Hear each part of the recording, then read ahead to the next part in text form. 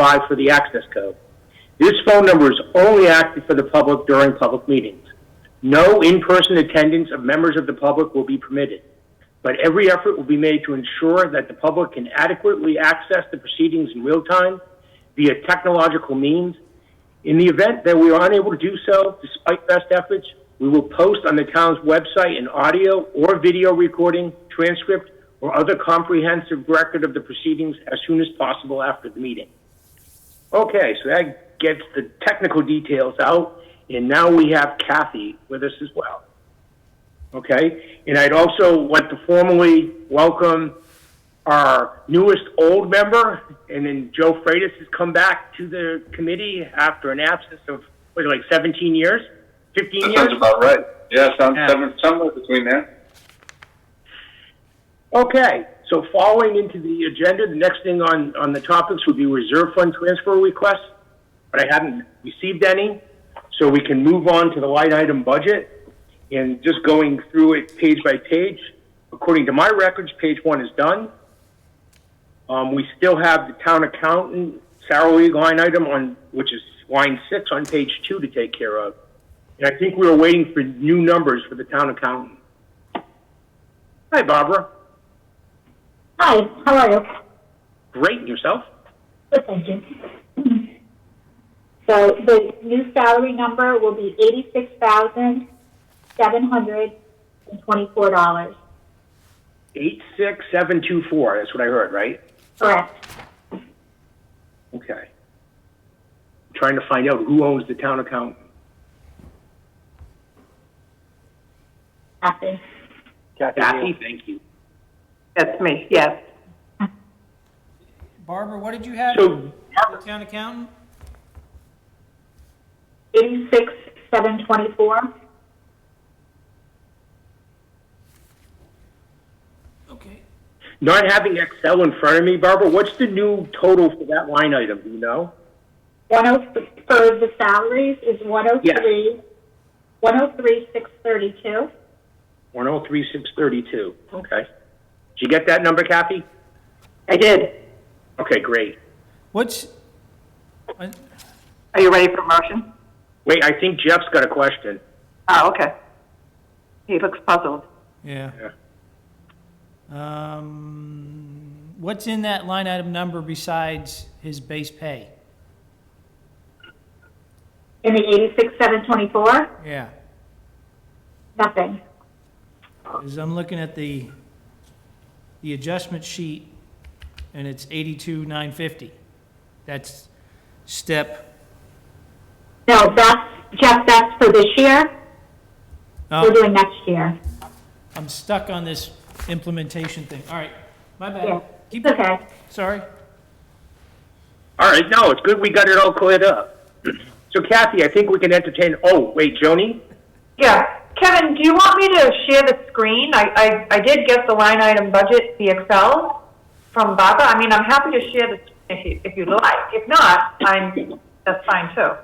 So how would, if Joni shares her screen, does that mean just her screen shows it and we still see all the other faces, Jeff? I don't know how that works. They Yeah, show we just up go on a small. strip across the top.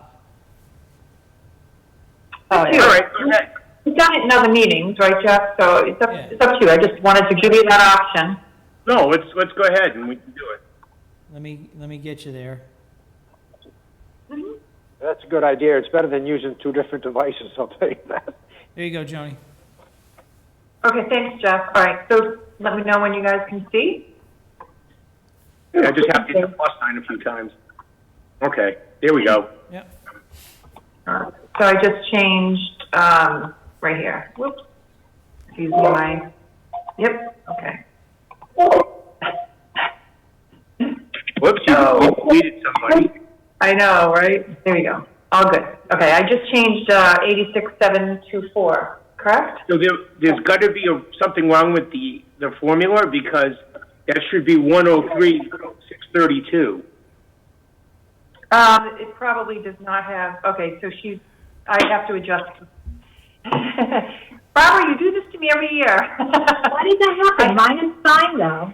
I have to adjust the formula to go up because it looks. I'm sorry, yes, you know why? Because Joni, I have it set that when I type in the town administrator figure, it just carries forward to all. So actually, you can change the town administrator's line because these are all town numbers, and then it'll change the ones going forward.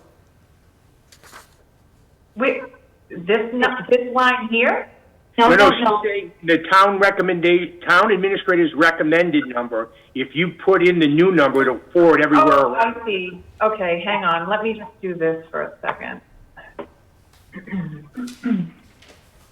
So I can see what I'm doing. Okay, so go to accountant. Okay. Go backwards. Did I miss it? Yep, yes. Right here. Okay, and where, and do And the this administrator, I'll meet- yeah, change that one. All right. 6,724. Gotcha. Great. Perfect. Thanks. So the only time we wouldn't do that is if your recommendation, okay? And I'll tell you when if that happens. Perfect.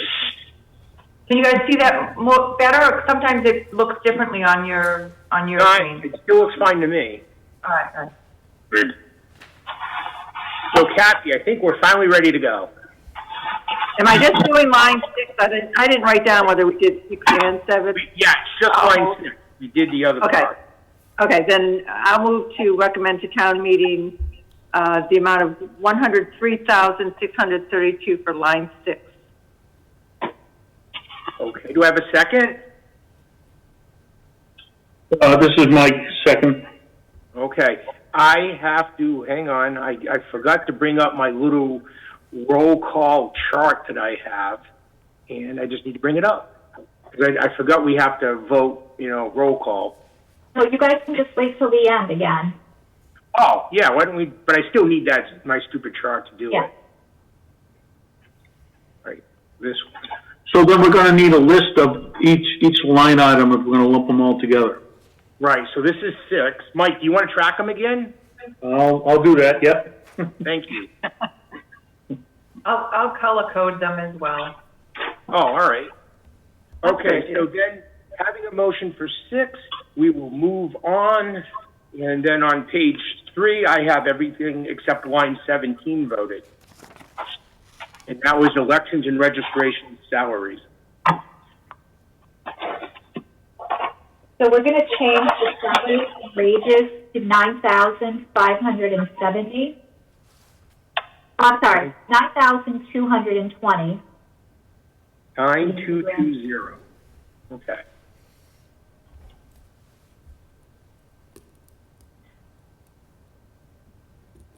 So that becomes 9570. Correct. All righty. But we also changed, purchase of services slightly and supplies. Okay, so then we would need to, all right, let's take care of 17 first. Can I get a motion to approve? So Kevin, I thought we were saving all these line items to the end for a single motion to put all line items as one.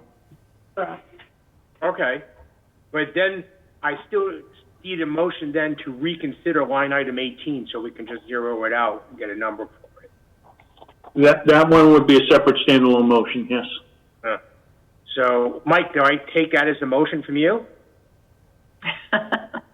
Sure. What's the number?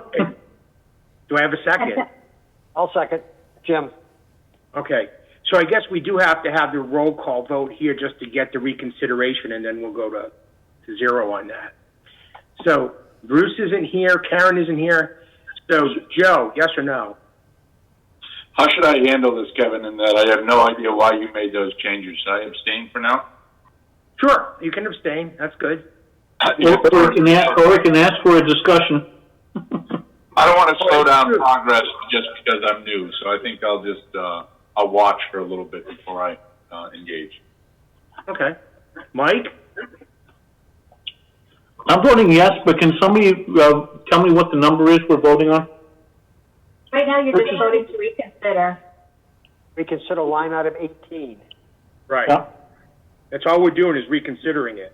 Oh, just reconsidering it, and then we're gonna talk about the number next. Okay. Yeah. Gotcha. Yep. Yes. Okay. So, A-Y, Joni. I'm a yes. Joni's a yes. Larry's not here. Kathy? Yes. And I'm a yes. And Jim? Yes? Okay, so that's 5 in favor, 0 opposed, and 1 abstaining. All right. So now that we've zeroed that out, so Barbara, what's the new number and why are we changing it? So we're lowering, in the purchase of service, the amount that we had budgeted for constables, Lynn lowered to 1,700, and in supplies, she lowered the numbers for election supplies and food for elections. So the new purchase of service number is going to be 10,375, Okay. and the supplies, the new number is going to be 2,342. Okay. And the total now becomes, I have 12,717. okay. You guys can look at the screen. Yeah, but the funny part is all I see is your personnel cost line at the bottom of the screen, but maybe it's just the way my screen is set up. Oh, it could be. Should I move this higher up, Jeff? Yeah, now I can see it. That's perfect. Okay, okay, sorry. It's dead center in mine, it's perfect. All right.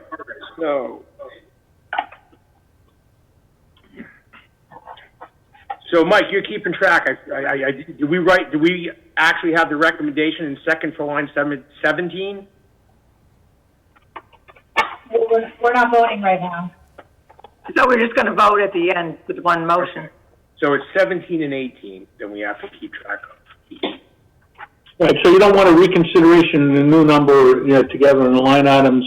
We just want to add this to the end. We can do that. Okay. All right. So 19.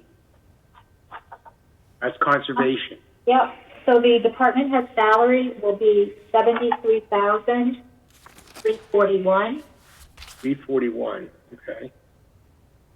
I'm sorry, Barbara, was it 341? Yes. Okay. 102,806. All right, so that's line item 19. Line item 21, town planner. Okay. So there was actually, I don't want to, Jim, do you want to talk first? Because I knew you were meeting with Jean on this, which is why we held it, I think, last time. But I have something to add also. Yeah, just give me 1 second and I'll find it here. Yep, no problem. Did everybody get I sent it out through Kevin. Everyone get that report that showed, Gene gave us a nice breakdown. But there was, let me see if I can find it. It's in my detailed one. Just give me a minute while I get to the detail. Yeah. Where are you? What page is that on? 12. Okay, 1 second.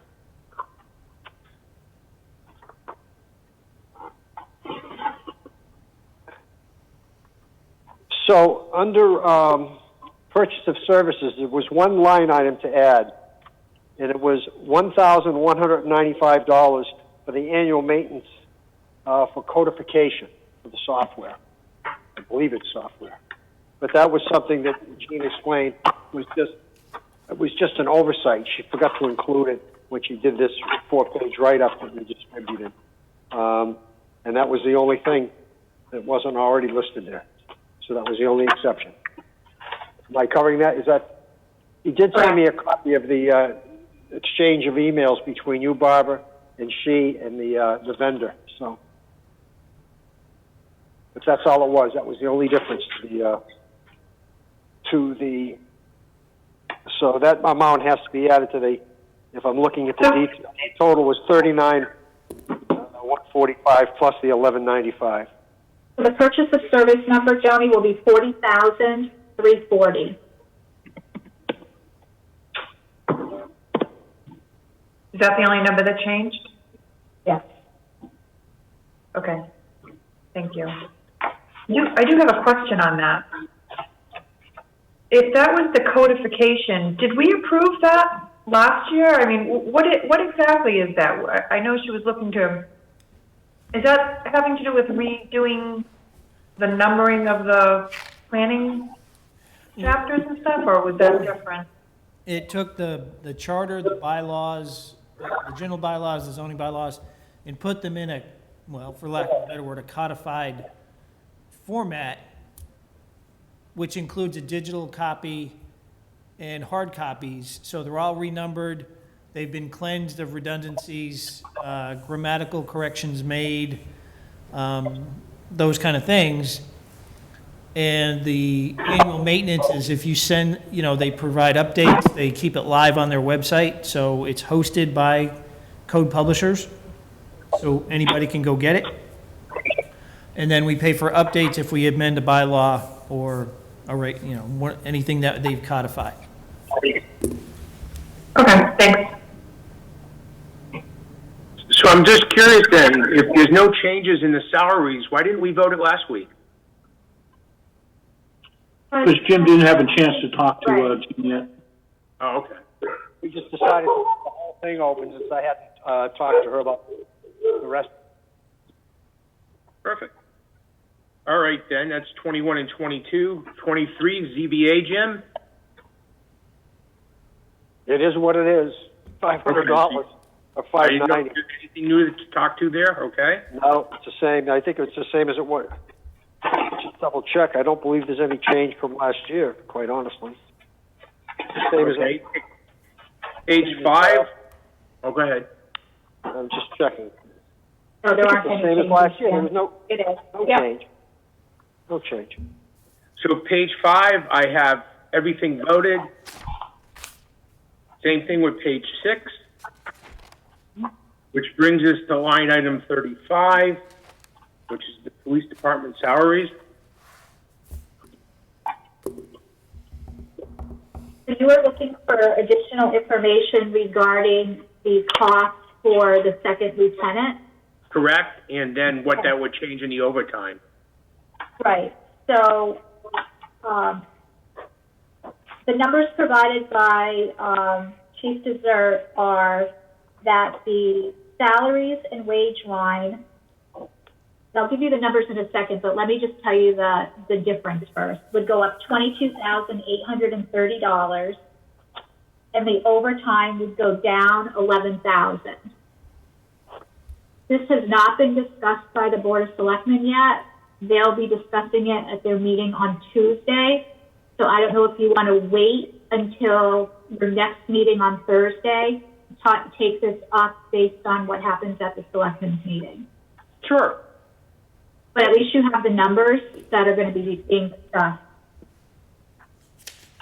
So that, so it nets to an increase to the budget of $11,830. Okay. Great. All right. Is everyone okay with holding off on this line Wait a item minute. until this week? Can I at least have the numbers, or do you want me to wait until Thursday? I don't really care either way, really. I would just wait, and then we don't have to go back and change them if something changes. Barbara, you said it was 22,830 or 22,330? 8:30. And the credit was you said 11,000? The overtime budget would go down by 11. The salaries and wages would go up by 22,830. The difference is an increase of 11,830 over the existing budget. 830. I think you said 330 before. Okay. Sorry. I'm on board with you. Okay. So we'll hold on line 35 still. All right, so line 37, the fire department budget, real salaries line item. The also on the agenda for the meeting on Tuesday night, so I think you should just hold on this still also. Fair enough. Okay. So moving past 35 and 37, we're on to page 8, which I have recorded as we voted everything. On to page 9, which gets us to line item 53, which is landfill recycling center. So the salaries and wages line is going to change to 126,340. 26,340. And what's that get? A new total 128,240. Yep. So why did that go up? So I still have not reached out to, I reached out to her, but I just didn't connect yet with Linda Cookalis. So what?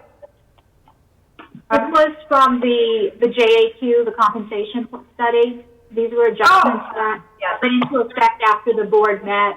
We'd already done the budget. Okay, But no, Barbara, that- no worries. Well, no, we didn't. Barbara, that one didn't change with the adjustments, did it? Yes, it was the recycling center, the two people that went into different categories. Yep. But we didn't vote this yet. No, we have not. No. Joni, would you still like to hold off on 53 and 54? Do you speak to Linda? No, I didn't speak with her, but I'm okay to go ahead and move it forward because, to be honest, if anything, when I do, and I will speak with her, right, because she's good about returning my calls. So, I mean, I'm okay with making if I need to, revote it. So I'm okay to move the landfill recycling total of 307,775. Okay. So Mike, add 53 and 54 to your list. Yep.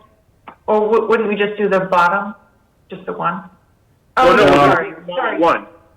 You guys do, that's fine, I get it. I hear you, Joni. I'm a little confused by that because I'm so used to doing it one at a time, but I can see how this works a little better. Yeah, I actually don't like this, but whatever, go ahead. It's, something new to all of us. The Board of Health, 55 and 56, we have not voted either one of those either. Are there changes in those? Right. No, that was just for Joni to be able to meet with them. Yeah, there were no changes, and I'm okay with it, again, so we can move lines 55 and 56. And 57 then as well, Community Health? Yes, please, yeah. Okay. Just one thing here. I know Joni hasn't got a chance to go to Linda, but why the 25% increase? Why $1,000? Isn't this a public health nurse at some point?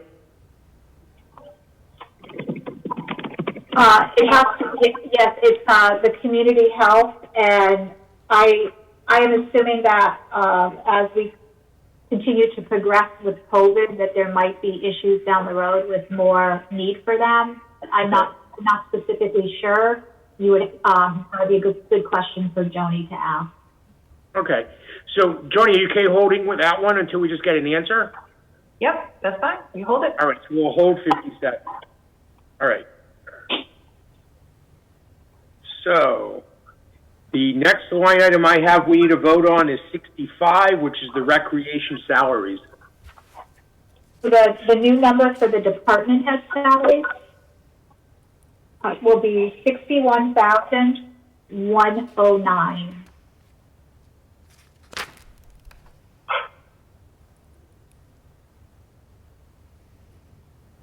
So the new 9,422. 94,213. I thought it was 223. It's 94,223. Yep, I agree. So, Jim, are you okay with that? Yep. All right. So we include 65. Moving on to the next page, which is 12. I have that completely voted. 13 is completely voted, and that gets us through the line item budget. So, Mike, you want to go through and do your eloquent motion on each line item and the total? Can I just suggest, do you need a total, or could you just, Mike, maybe just say to approve line numbers and read the line numbers? Well, okay, then I'll just have to. He read a lot of numbers last time. Yeah, I know, but I actually handwrite them into my book, so I know we voted them. So I'll do. So all right, so the question is, I can just give you the line items, line numbers. What are we gonna do? Do we wanna, associate those with dollar amounts, or we don't care about the dollar amounts? Why don't you just do the dollar amounts, because they're associated to the line item, honestly. Yeah. It's easy I'm to just gonna read the numbers, and we'll make sure in the minutes, we just pull them right out of the book. The numbers I'm reading come out of the book. So the motion would be, Finance Committee recommend that the town meeting approve the following line item in the budget. Line 6 in the amount of $103,632. Line 17 in the amount of $9,570. Line 18 in the amount of $12,717. Line 19 in the amount of $102,846. Is it? No, Euros. that's not right. So what's the number? 102,806. It's 102,806. 806, okay, I agree. Line 21 in the amount of $140,613. Line 22 in the amount of $48,149. Line 23 in the amount of $590.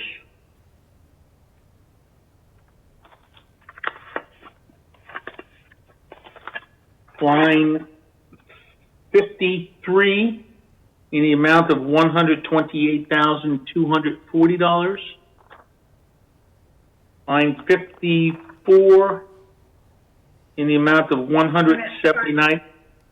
Sorry, why aren't you voting the whole landfill, both landfills? We are. Yeah. Oh, sorry. Now I'm we not seeing the number. Apologies.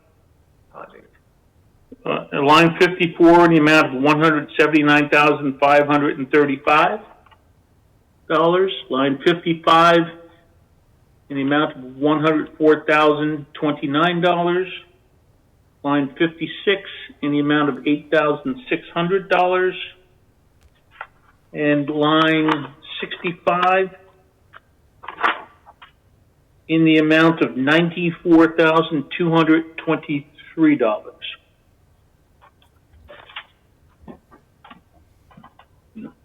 Do I have a second for that motion? Second, this is Jim. Yeah? Okay. All right, any discussion on the motion?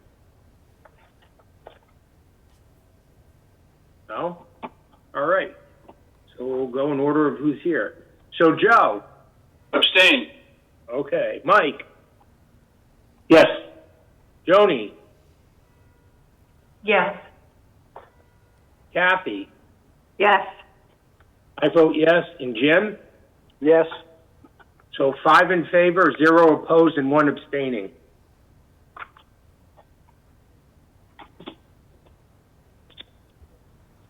All right. So that gets us through the line item budget. So moving on to the annual town meeting articles, and I have not received a new one.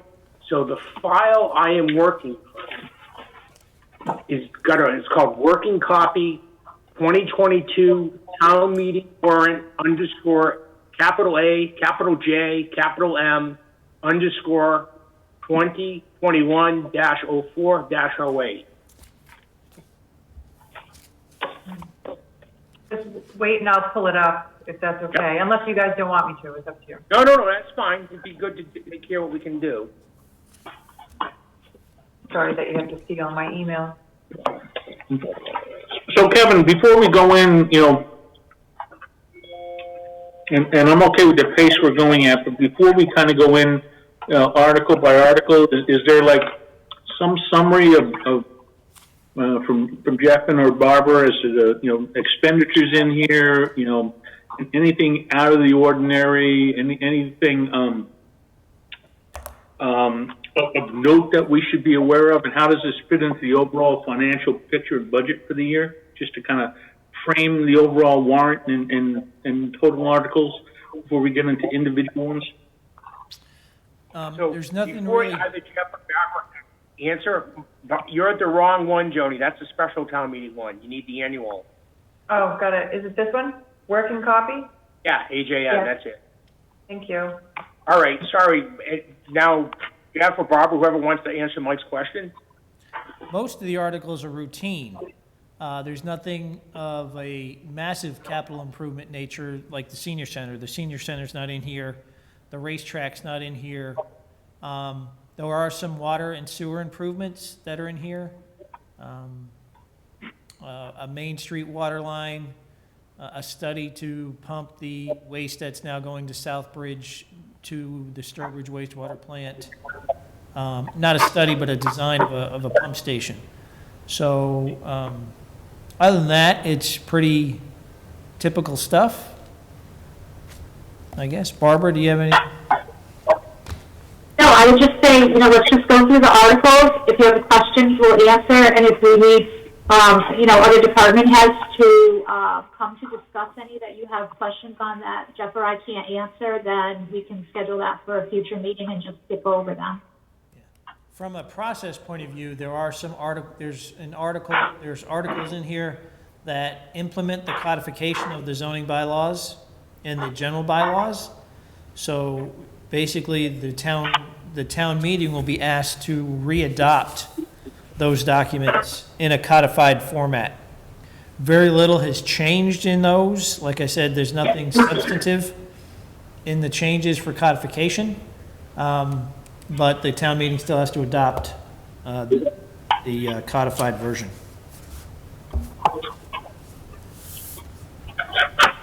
Okay.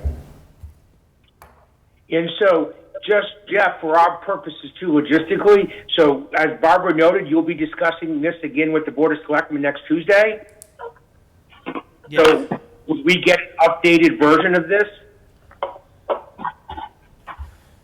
Sure. Well, I mean, there's part of this that's in yellow with no numbers and, On the water and sewer, we're still working on the rates. Although we know what the requested budget is for those two items, we have a reduction in both water sales and sewer collection. So we're focused on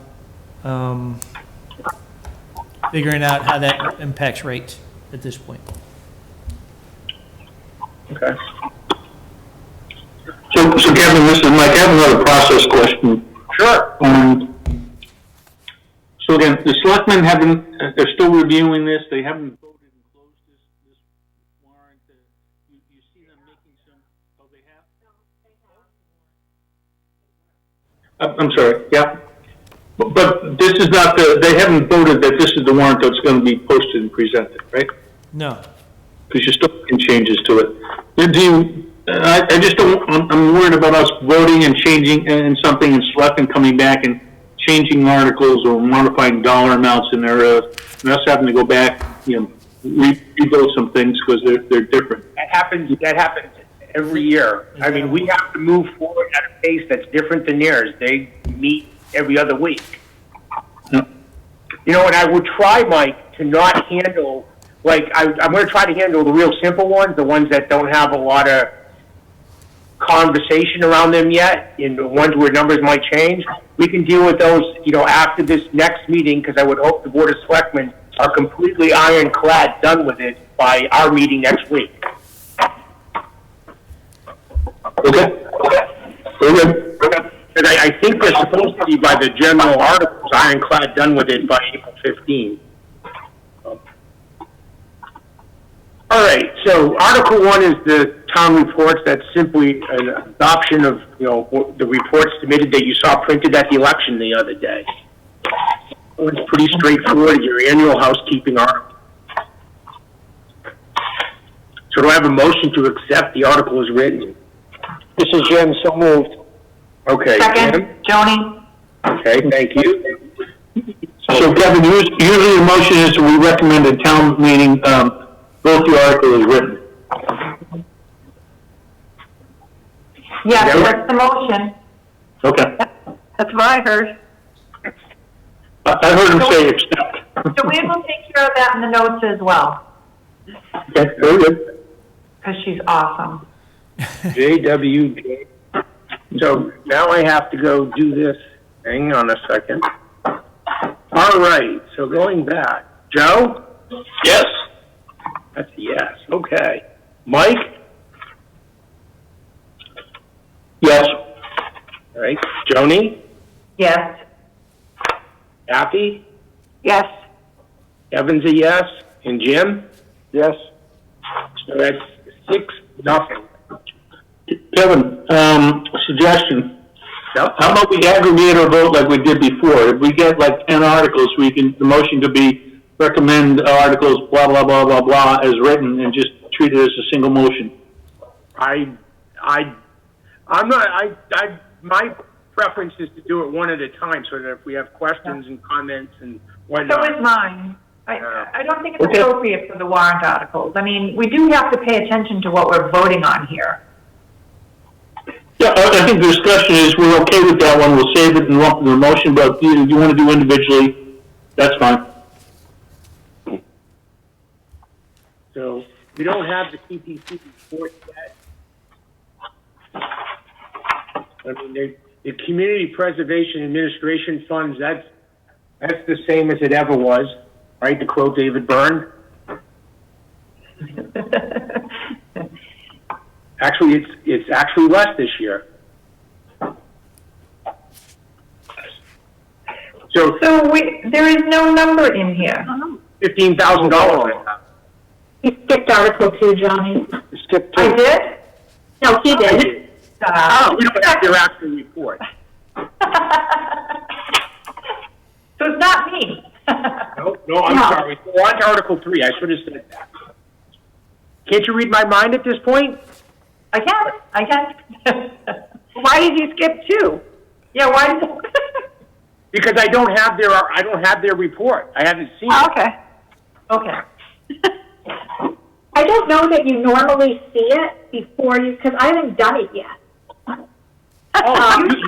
Well, okay. So when I used to get it beforehand from the CPC chair, and then Okay. I had it and sent it to everyone. That's not the way it works anymore. You actually put it Okay. together now? Yeah, I insert all the totals, the numbers, and the fund balances. So yes, I have not done that yet. So we'll just skip it till we have the report. Kevin, I think in the last year or two, the chair has got up in town meeting and read a simple statement of the report and delivered at town meeting, and not something that they have delivered in advance. No, you put the report in the back of your book. Right. in the You see, book. it's always been an addendum. I'm okay to, as long as I know where we skipped to, I will move a motion to accept Article 3 as written. Okay. Second. All right, that's Kathy seconding. Okay, JLKN. I only have the one question in the discussion here, is it went down 5 times. Yep. Okay. And I guess the following question is, have they ever spent any of the money we've ever appropriated? Yes. Okay. But not in full. Not in full. Yeah. It'll be in Okay, the report. so I just gotta get my cursor to the right place. Move this over here. All right, so I have a first and second for approval as written. Joe? Yes. Mike? Yes. Joni? Yes. Kathy? Yes. Kevin is a yes, and Jim? Yes. Okay, so 6-0 for approval. All right. So Article 4 is, another one of those annual housekeeping articles, community preservation debt service. I'll We're make not the motion, this is Jim. So do I have a motion to accept Article 4 and approve it as written? Jim, I make the motion. Okay. I have a second. Yeah, second. Kathy? Great, thank you. Any further discussion? Okay, so unfortunately, Joe, you come on first alphabetically. So Joe? Yes. Mike? Yes. Tony? Yes? Kathy? Yes. Kevin is a yes, and Jim? Yes. So that's 6-0 as well. All right, Article 5, Community-Wide Historic Preservation Plan.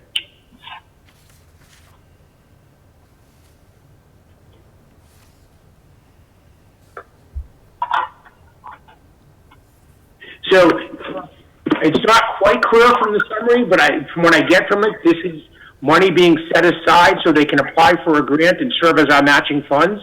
We already got the grant. We need the match. Okay.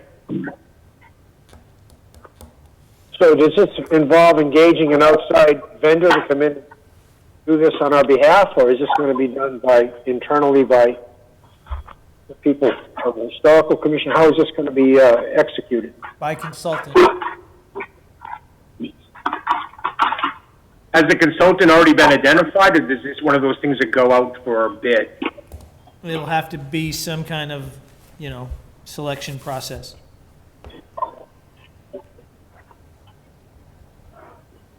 Okay, anybody else, questions or comments related to Article 5?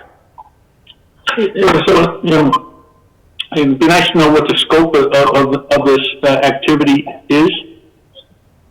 Okay, good question, yeah. We're approving dollars and who might do it, but we don't know what they're doing and why. They're developing a community-wide historic preservation plan. Preserving anything of historical value, homes, preserving what?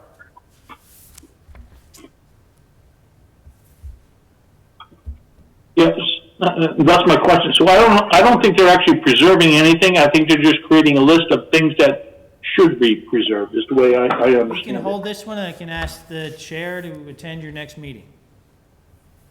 That would be great. That would be great. All right. You want the chair of the Article CPC, or you want the chair of the Historical Commission? Well, it's the CPC bringing it forward, so he should be able to explain it to us and why they're bringing it forward. I'd rather have the Historical Commission, since they're the ones that are going to be doing the work and it's their project, so. Well, if the CPC can join us, maybe they can answer some other questions we have on the CPC. Well, let's see if we have other CPC questions before we do that. Okay, so skipping 5. 6.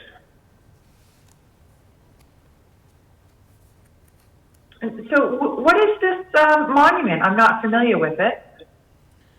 It's actually a gravestone. It looks like the Washington Monument. It's a shorter, it's not very tall, maybe 5 or 6 feet, but it's copper, and a tree limb went through the top of it, and it's hollow.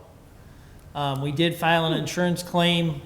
The claim was denied because the monument or the gravestone's not insured property. And it's got a big hole in it right now, so we'd like to get it fixed. Right, so $17,000, I mean, that's a lot. I mean, Well, they've got to take it I got the apart. car, so. They've got to take the whole thing apart, fashion new pieces, put it back together, and then rebuild the pedestal that it sits on. So this isn't an individual or family plot gravestone. This is like a town-owned monument in somewhere within the North Cemetery? This is a gravestone in the cemetery. A grave marker in the cemetery. is it a historical marker? No, I'm not familiar with it, that's why. it, I'll just say I took a drive there last week to try and find it, and I couldn't. But there are markers in that cemetery. This one is probably, I'm guessing, from probably around the mid-1800s at the most earliest. You know, and there's a lot of old stuff over there. But I couldn't find this particular one, but I found a lot of them from the mid-1800s. So we put money forward for, you know, preservation of the gravestones and stuff. So would that not cover this? And if not, because it's separate, we also have a cemetery grant or fund. Isn't that the nature of having that? I'm sure there's money in that fund. we also have CPC Historic Preservation Funds, and that was the request to use those funds. This work is in addition to the other gravestone restoration. This is not something we expected to happen, but with the windstorms, a limb went through this the top of this monument. I can bring up my screen and show it to you, the monument, if you'd like. So, That would be great. I'd like to see that. Yeah, I'd like to see it. Sorry. yeah, no, I want to see it too, but who made the request to the CPC for the funds? The gravestone was damaged, and they went to the CPC to see if they could get the additional funds, the same group that requests funds for the other gravestone restoration. Before CPC acted on that request, we filed an insurance claim, and the insurance claim was denied. Okay, can you show us the picture then? Yep, give me a minute. Actually, I'm gonna log in with another computer and then use that one. Okay. Okay. I'll leave this up because you'll give it back to me, right, Jeff? Yeah, I'll have to make myself the presenter. Yep. So while you're doing that, so I understand that we've got the gravestone restoration. I honestly, I'm a proponent for that. Keeping those historical gravestones is important. Hold on. Wait, okay. Okay, but so I'm okay with that. I understand that. I mean, nobody knew that a tree was going to hit this and break it, which is unfortunate. So, it's also unfortunate that the insurance won't cover it. But I am curious to know about that cemetery fund, because I know we have a fund for it. Talking about perpetual care. Yeah, that's the one. Maybe there's not enough in there to cover it, but I thought that perpetual fund was, you know, for this purpose. This is Mike. I understand those funds are typically used for, like, you know, lawn mowing, maintenance, just general care of the facility itself. It's not necessarily established for perpetual care of individual gravestones. They're usually just left to the family and future descendants to take care of, or they just, you hope you buy one that stands the test of time. Well, I dare say I would challenge that, because I remember having a lengthy conversation with Greg Moore, because I know the DPW manages that, and he told me a different story. There's the picture of the top of the monument. You can see the hole in it. There's the picture of the monument itself. Again, 4 to 5 feet tall. There's the hole. I guess that's a yardstick, I think. What's the date on the monument? 1898.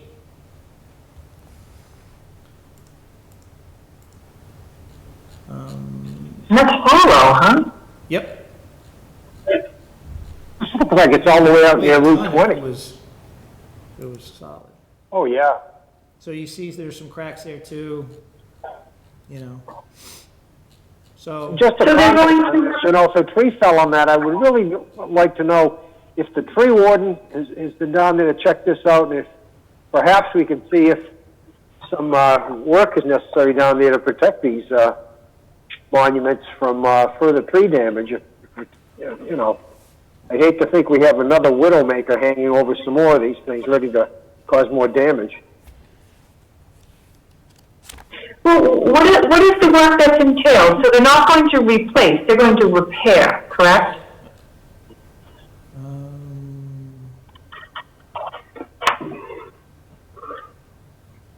So treatment recommendations, let's see. It's cast zinc. In the late 1800s, several companies sold these types of memorials to municipalities, private citizen burial grounds. They were touted as an inexpensive alternative to cast bronze. Surface is oxidized. So what they're going to do, the surface of the memorial should be cleaned.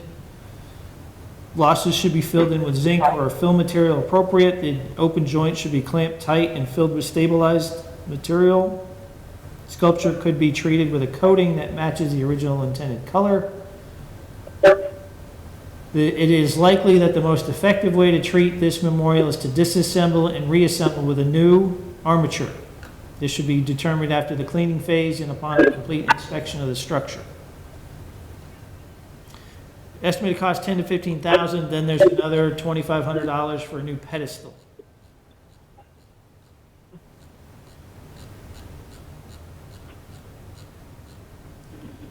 So what's wrong with the pedestal? You mean the cement or the The stone base itself, on top of? What's wrong with that? I'd have to dig up that separate piece. I don't have that in this email. Doesn't. Well, it looks like the corner's cracked in one of those pictures. It looks like Yeah, but that's not the base, Kevin. That's the piece that they have to clamp together. I don't know what you call it. The base is that stone thing that touches the ground.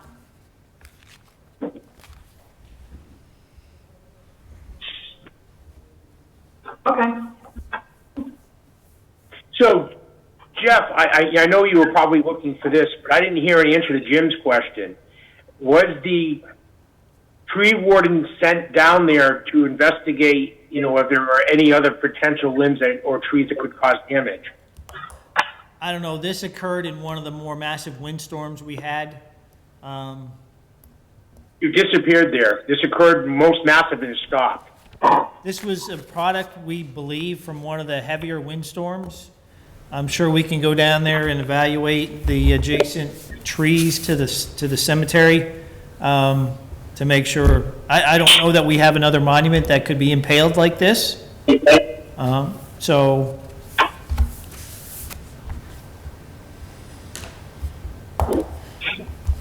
So without their report right here, how much funds sit in the historical preservation part of the CPC?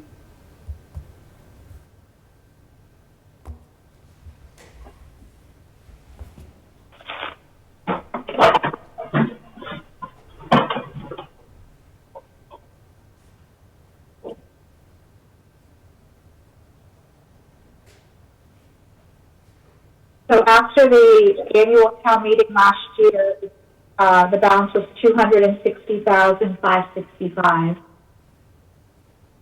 265, 565. And that's 10%, right? Roughly, of the funds you've collected? The 10%, well, 10% goes in every year. Yep. The allocation in the year. Okay. I guess I didn't ask my question clearly, but you answered it for me. It's 10% of the funds collected from CPC go into historical preservation. Barbara, what did you have for a number? At the end of the fiscal year, it was, after the annual town meeting was $260,565. I don't have it calculated if warrant articles pass. So you gave me a number back in December of 329 for historic.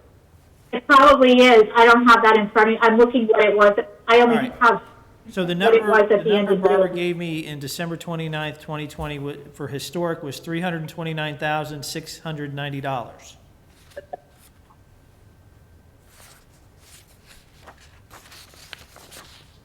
Okay. So the difference between Barbara's number she just said and this one has got to be the 10% figure we collected? The quote unquote new revenue for this account. There's new revenue in there. I had Chris take and give Jeff a closer number based on revenues collected up to whatever date Jeff asked me for a number.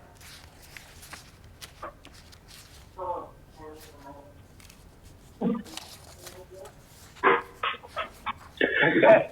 Yeah. So this is Mike. I'm going to speak on both 6 and 7 because they're related. I think these are great projects.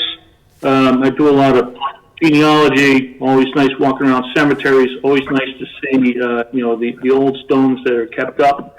But Article 7 is the perpetual $9,500.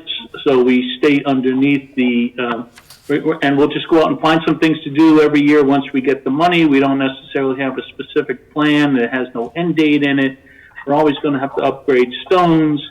Well, they actually $9,500. They do evaluate what stones they're going to work on.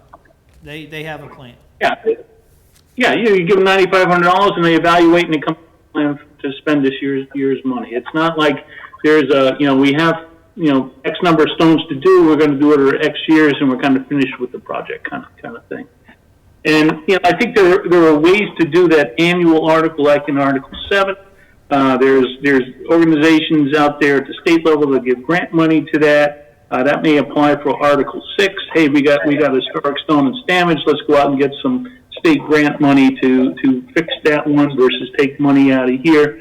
All of our historic funds, we're putting a lot of money in here. Article 7, I think last year I tallied it up. We were between $70,000 and $80,000 we spent, and it's another $9,500 every year. If you give them $10,000, then they have to do a different procurement process. So pick the numbers so they stay underneath the procurement thing. So I think it's a great project. It's a great way. Eagle Scouts can earn their badge by doing some of these things.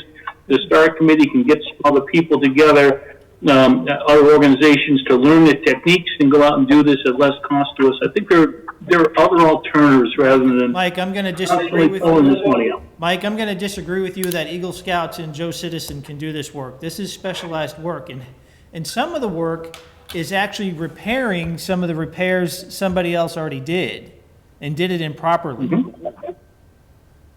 And it really comes down to Agreed, and I wouldn't just send them out. Hold on, let me finish. Yeah. And it really comes down to whether or not we believe as a community that preserving these ancient burial grounds is a value to our historic heritage. These funds are put aside for historic preservation. If we don't believe that these cemeteries provide value to the community in terms of our history and our culture, then I don't know what value then I don't know where we are. Agreed. Now, I want to send somebody out there with a bucket of water and a sponge and clean them. I think part of the process is how do we, learn the techniques and teach some others the proper techniques so that we can maybe leverage the expertise this year and get more done rather than just relying on the same firm every year to come in here and help do these things. So I'm gonna reiterate what Jeff said, and it's highly specialized, Mike. There are only a few places in New England, probably in the country, I don't know, that actually do this kind of restoration. I've seen it. I've actually, there are TED Talks on it. I mean, you can't just get Joe Public to do it. I actually think it's a very worthwhile cause. We need to preserve these cemeteries. And, $10,000 is short money. I remember we had one fund one year, I think it was $10,000, one stone because it was so badly damaged. And then there was another year we did $10,000 and there were I think 6 stones. So you can't really say how many they're going to do, but like Jeff said, they do have a plan. And we did have them come before us a few years ago with that plan. And you know what? Maybe we have them come back again and show you. But it's a very impressive group of, craftsmen that do this. I don't disagree with that. Just a couple logistical things here. Jeff, could you let Joni present the article again, give her Are permission? we done with the present her- pictures? Yeah, I think so. Anyone else need to see them? Nope. And Joanne, could you also note that Kathy left the meeting at 7:29?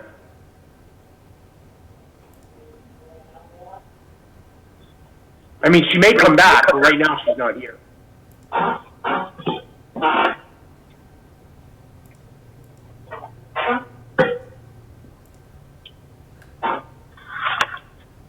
So are we ready for a motion on this? Because if we are, I'll make a motion that we recommend to town meeting that they approve Article 6 as written.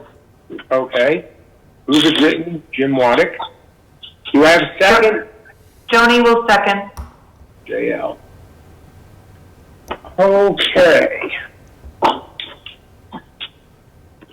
All right, so let me just adjust this. All right, Joe?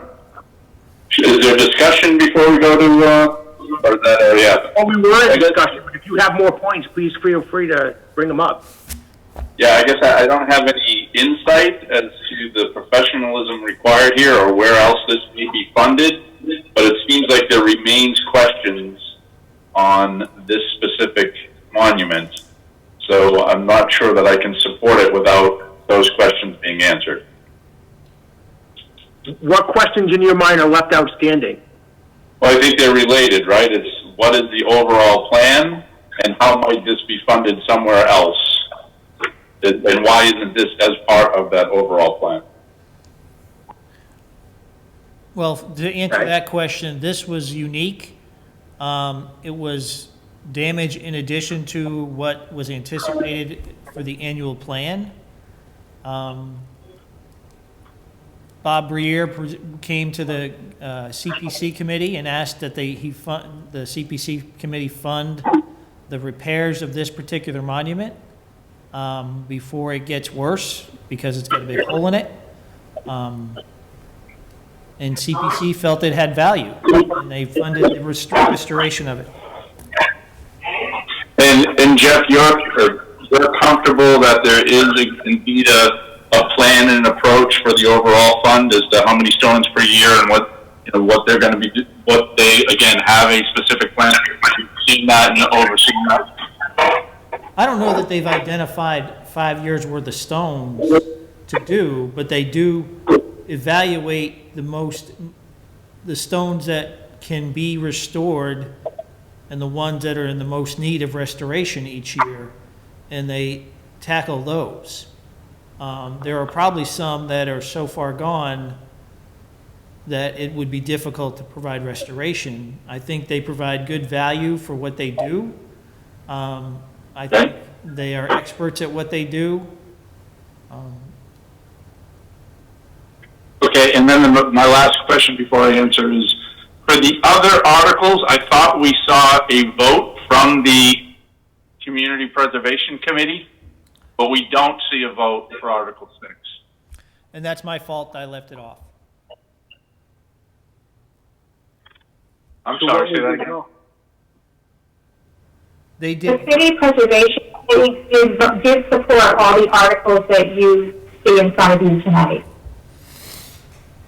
All of them were 6-0 now? This one was 401. I'm sorry, Barbara, something happened in the background. 4 what? 401. 401, okay. Okay, based on those questions, then my vote is yes. All right. Thanks, Joe. Mike? This is Despite Joe. my objections and concerns, I'll vote yes on Article 6. Okay. Joni? Yes. All right. I don't see Kathy back. Kevin is a yes. Jim? Yes. Okay, so that's 5-0 in favor. All right. Article 7, which is the annual allocation to fund whatever preservation we can get done with that amount of money. Do I have a motion to approve the article as written? I will move the motion to accept Article 7 as written. Do I have a second? Jim, All right, Jim wanted seconds. Okay. Discussion. I guess here's where I'll echo. I can understand number 6 being, oh, Jeff, you have? I just want to say for Mike's benefit, I did forward those grant opportunities to the committee and to the veteran agent, and they will be, by the time they got them, it was too late to apply, but they will keep those in their pocket for next year's funding rounds. Okay. That's not related to this, right? Well, it was for potential gravestone restoration funds. I have, over the course of the past year, I've sent Jeff, a couple of grant announcements for funds that are available to do such things as this, just so we can pass them on to the committee. It's not that I just sit here and rant at them at the finance committee. I do try to pass these things along throughout the year. So, thank you, Jeff.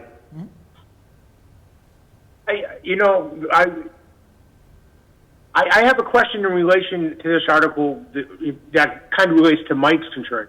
I mean, how many headstones are there in total, and how many have we actually renovated? I mean, I understand it, but I'm just curious. I mean, say there's 100, and we've only renovated 60. When we get to 100, do we start over again?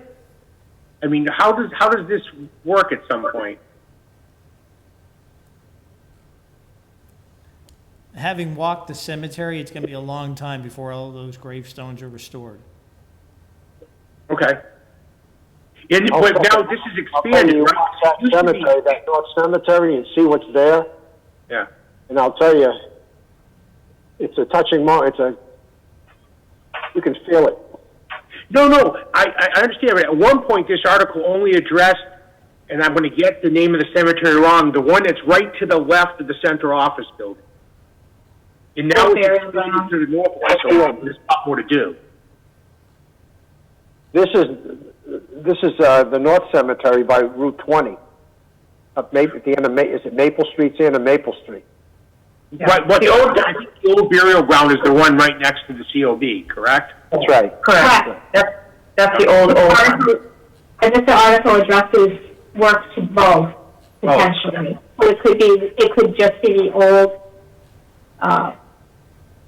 burial ground, or they could also do work at the North Cemetery. Like Jeff said, they go and they look at the stones that are the most in need. So it could be either cemetery. So this doesn't tie their hands that they can only do it in one or the other. Or they can do it in one or the other, I should say. Any other questions or comments related to Article 7? Okay, then. Seeing none, we'll move into the vote. And Joe, you're up first. Yes. Mike? I think they do a great job, but I'm going to abstain. Abstain, okay. Joni? Yes. Kevin's a yes. Jim? Yes. Okay, so that's 4 in favor, 0 opposed, and 1 abstaining.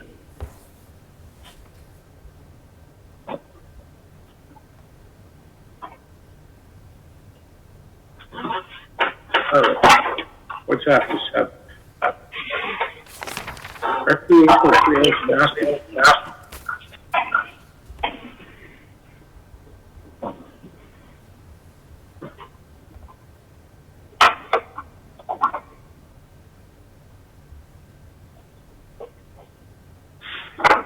Okay. I was just reading the summary.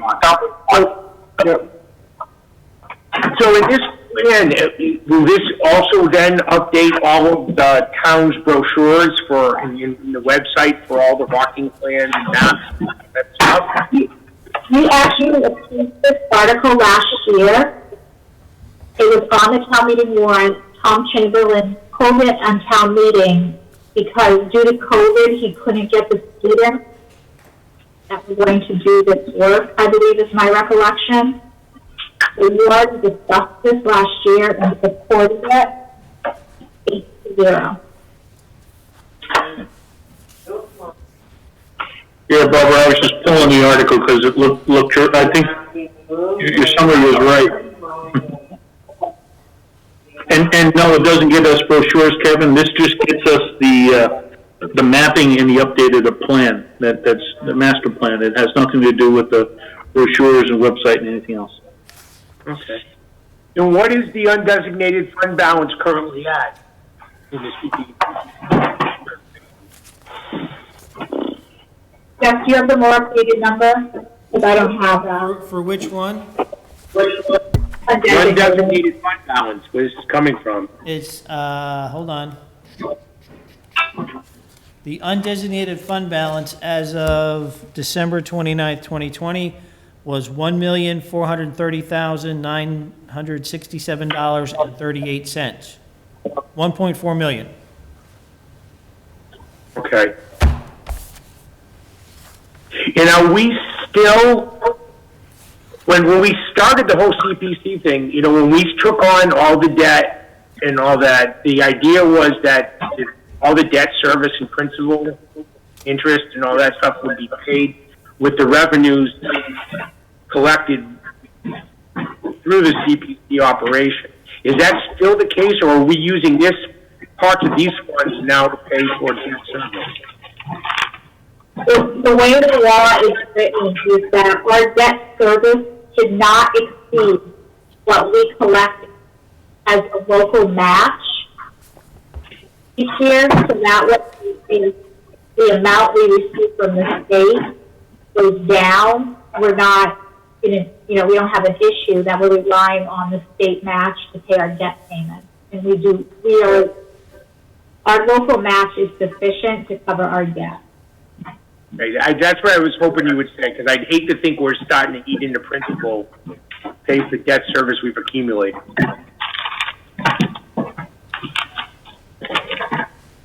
Okay, do I have any motion for Article 8? Buddy? I'll make a motion to recommend Article 8. Move is written. Jim? I have a second. This is Mike Hager, second. Okay, great. Okay, any further discussion or questions? Right? Well, I just have one small question. Sure. So I honestly, I can't remember exactly what this is. Is it just I'm not sure. It just says it's a plan. What does that mean? What is it? What exactly is it? Is it a book? Is it a set of plans? I don't know what the $11,000 is for, to be honest. So what does, I guess the question, if I rephrase it right, what is the recreational trails master plan composed of? Is it a book? Yeah, Is it a map? I guess what is being updated? The last master plan they did was in 2012, so they're updating that 2012 document. And what was the result of that master plan? Is it a document equivalent to your budget book, or is it a plan, just a map? I don't know. Yeah. What are we buying?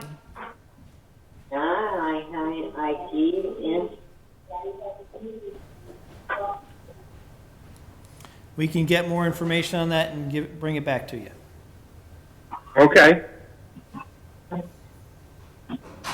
So I don't know if you want to, I'm not going to vote for it as is, so I don't know what you want to do with the motion on the floor. It's up to Mike and Jim if they want to pull back their second in motion. Otherwise, Jim, we can't hear you. I can see you talking, but I think you're muted. You muted, Jim. Mike wants to withdraw his second. I will withdraw my motion until we get more information. Let's make believe it never happened. Okay. Okay. Good enough. Thank you. Okay. Article 9.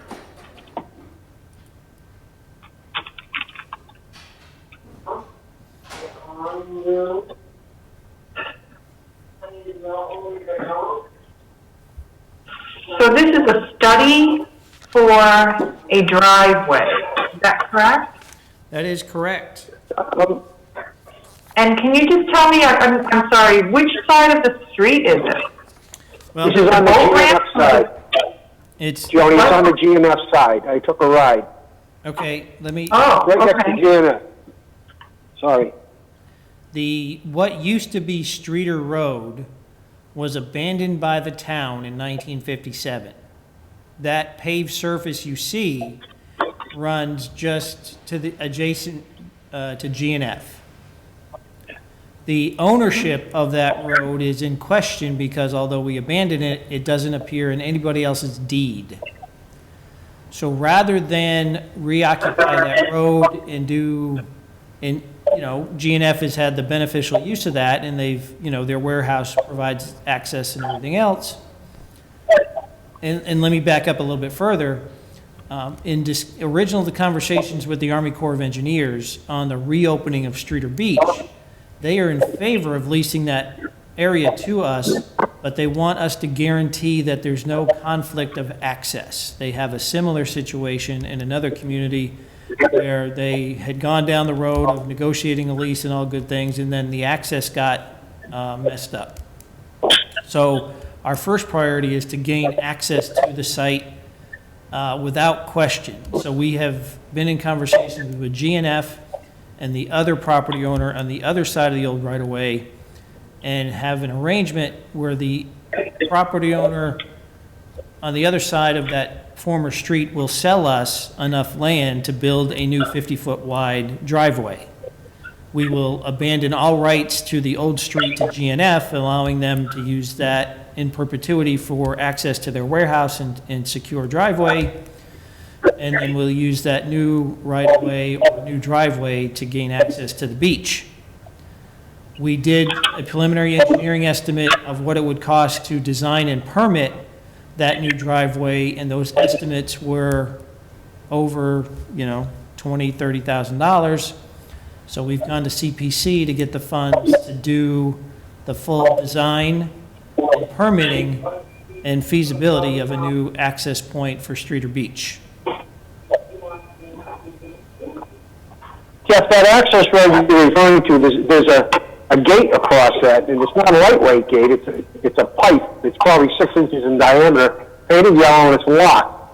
And that it didn't appear to me to lead into GNF's property, because I pulled in there and I had to go through an opening to get into their driveway to get to GNF. So this is almost adjacent to GNF's property from what I visually was able to see there. And I could see down the driveway, I could see down the road, I could see the reservoir in the distance, but I couldn't get there because that barricade is up. Well, see, that barricade will stay because we're not going to use that point for the driveway. If you look at that driveway on the left-hand side, there's a rock wall.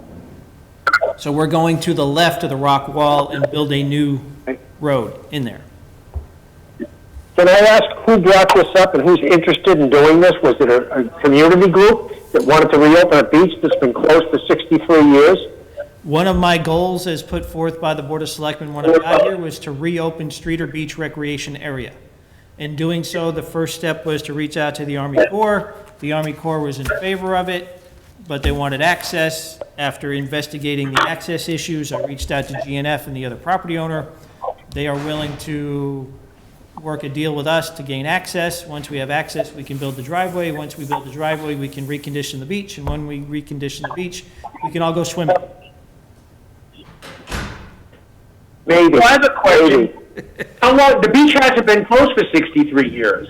No, it hasn't been. 1957, I think it said, didn't it? No, Jim, it hasn't been closed that long. The road It was abandoned, hold on, time out. The road Tornado. was abandoned in 1957. We just happened to use it up until the mid to late 80s or 90s. Okay. No. So I moved to Sturbridge in 2002, and we used that beach when my kids were younger. I think it closed after the tornado. Yeah. And it never reopened. Yeah. The town used to use that for their bonfires for teen activities for a long time. So it's not like it's been abandoned for a long period of time. This is, 10 or 15 years up. Do we control the boat launch on the other side of Route 20? directly opposite this? No. So my understanding was that even Streeter was Army Corps property, because they constructed Long Pond. And I remember that, you know, you have to get state stickers to go to state beaches and whatnot, you know, state forests and all that. You know, like Wells State Park, you've got to get a sticker, so, you know, to pay to park, to access the state park. Streeter used to have the same thing. And I always thought it was under the purview of the Army Corps of Engineer, because they own Long Pond. I mean, those are their trails. And I'm well aware of in fact, right now it's so low that you can actually go up and you can see the road extending to the other side of the reservoir. But I don't understand why, first of all, why G&F would have any issue, because the gate, like Jim said, the gate's there, it's closed, nobody can get through there except walking, which I have done. And then why would you even want to go and extend and make it, like you're going to rip out stone walls just to put in a huge driveway? The parking lot for the beach is down by the beach. I'm aware of that, You have to yeah. get from A to B. We're not tearing out the rock wall. The right-of-way will be on the other side of that rock wall. G&F, we're going to Okay, so are you, we're going to leave that driveway blocked because it provides access to G&F's warehouse. So if you're going to block that, you got to provide these people someplace to park, which is the old parking lot down at the end near the water. so you're talking about the parking lot only, not the access to the parking No, we're lot? going to build a new driveway from Route 20 to the old parking lot, bypassing G&F's warehouse. That's crazy. Yeah, That's just crazy. well, There's wetlands there. No way, that's crazy. Why is it crazy? well, not just, Why is it crazy? It's a lot of work, number one, and you're gonna rip up habitat and wetlands and stuff? Well, that's the idea, that it's going to be a 50-foot right away that extends a couple hundred feet. Yeah. Well, you know, I'm not, that's wait, Joni, that's fine, and I'll put it up as a petition article on the town meeting warrant. I don't care. You know, what, Jeff, No, it's just a substitute motion. whatever. so we use this for, even if the road was abandoned in 1957, we used it for We 45, 50. The state and the Corps had an arrangement. The Corps leased it to the state of Massachusetts, and the state shut it down. State doesn't want to reopen it. The town wants to reopen it, or at least the Board of Selectmen do.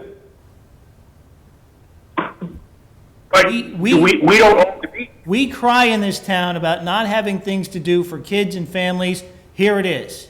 We can run kayaks, we can go swimming, there's picnic areas down there, there's a restroom facility that's been locked up for 20 years that we can put back in rehab. This is recreation. This is what it's all about, quality of life. But is that all town property, or is that state property? It's Army Army Corps. Corps, it's Army Corps property. Army Corps. So either way, we're building a road to property we don't own. We're gonna We have buy, we're buying the property to get access to the Army Corps property. We're not, there's an arrangement made where the property will be provided. So it's gonna cost more than the $35,000. This is just a feasibility study. So now you're talking, you know, money to buy the land and money to put into stuff and. We're not buying any land. We're not paying to buy any land. That's what you say today. But wait, how do we? I'm fascinated that this is an issue because all we hear at town hall is, what do my kids do in the summertime? This was such a great thing when I was younger and everything else. Well, you know what? It costs money to put these things back together. And the good news is the town of Sturbridge has created a fund to do just this type of thing. And the problem I see with this warrant article is you're giving us information now that we don't have reading the warrant article. If we had this information before we looked at the warrant article, maybe we could come to some type of reconciliation. But I don't know anything about know. What do you want to know? That we're gonna have land donated. That's not, you know, maybe some explanation to flesh this out a little bit might make people on this committee a little more receptive to it. Yeah, really, what's the whole plan? I mean, The whole, we don't own the land, the whole plan is to reopen the beach to the public. That's the whole plan. but we don't own that beach. We don't own it, it's Oh the my Army God. Corps. I started this whole conversation with, we're going to release it from the Army Corps of Engineers. Lease it. So, Yes, because gonna they can't lease it, sell so us the every- beach. They're not going to sell us the beach. And they didn't sell it to the state of Massachusetts when the Massachusetts Department of DEP ran it either. We're going to have the same arrangement the state did. Lease it to us. We're going to cover the costs to operate this thing. People are going to come and swim and kayak and everything else, and we'll shut it down in the wintertime. And we can't reopen the access that previously existed because all of a sudden GNF owns it? No, we don't know who owns the road, because it wasn't abandoned properly. well, GNF never owned it. No, It was always the road, it was always the road going into Streeter Pond. It always had that. I know what it always always was, had- Joni. You look at the gate though, Jack, it says Army Corps of Engineer. They own everything within a certain proximity of the pond. Tony, we have spent hours with attorneys and engineers looking at who owns this road. No one owns the road. Because when it was abandoned by the town, That's impossible. it's not impossible. And I guess either It is impossible. it's not. Joni, I've spent a year looking at this thing. No one And owns the it. state must own it. It's- no, Somebody they owns don't. that I'm property. here to tell you that right away, when it was abandoned by the town, it didn't get absorbed by any other property. But GNF has used it that entire time. GNF, You don't, no, hold on. They don't own it. Let's have the The state answer. here. it's not about who owns Yeah. it. It's about who doesn't own it. We don't own it. This town does not own that right away. We abandoned it in 1957. Right. We have And no now rights, you- we have no rights to that access point at all. Okay, but my question is, we're trying to build a new access way Yes. to a property that we're planning to lease from the Army Corps of Engineers. Right. Do we know they will lease it to us? Yes. How much? I don't know. Once we can guarantee access, they'll be able to initiate negotiations on the lease amount. But until we can provide So let me access, just clarify something if I could. So we abandoned the road in 1957, but we continued to use it for half a century after that? we didn't, the state did. Jody was saying we used this until we had the tornado. The state We used used it to access their beach. So Jim, I remember, again, going back to the permitting, when you buy the annual or the seasonal pass to access all of the state land, that was always one of them, Streeter. So I always bought one of those, and I was able to park there with the kids. So that went to the state. So the state must have, had something to do with it. The state leased the beach, the state leased the beach from the Army Corps of Engineers. Okay? The road was abandoned when the Army Corps flooded it to build the flood control project. We abandoned it shortly before it was flooded. And if you look at an aerial map, you can actually see the road under the water. You can see it now, the water's so low. You Right. can go up to the top and see it.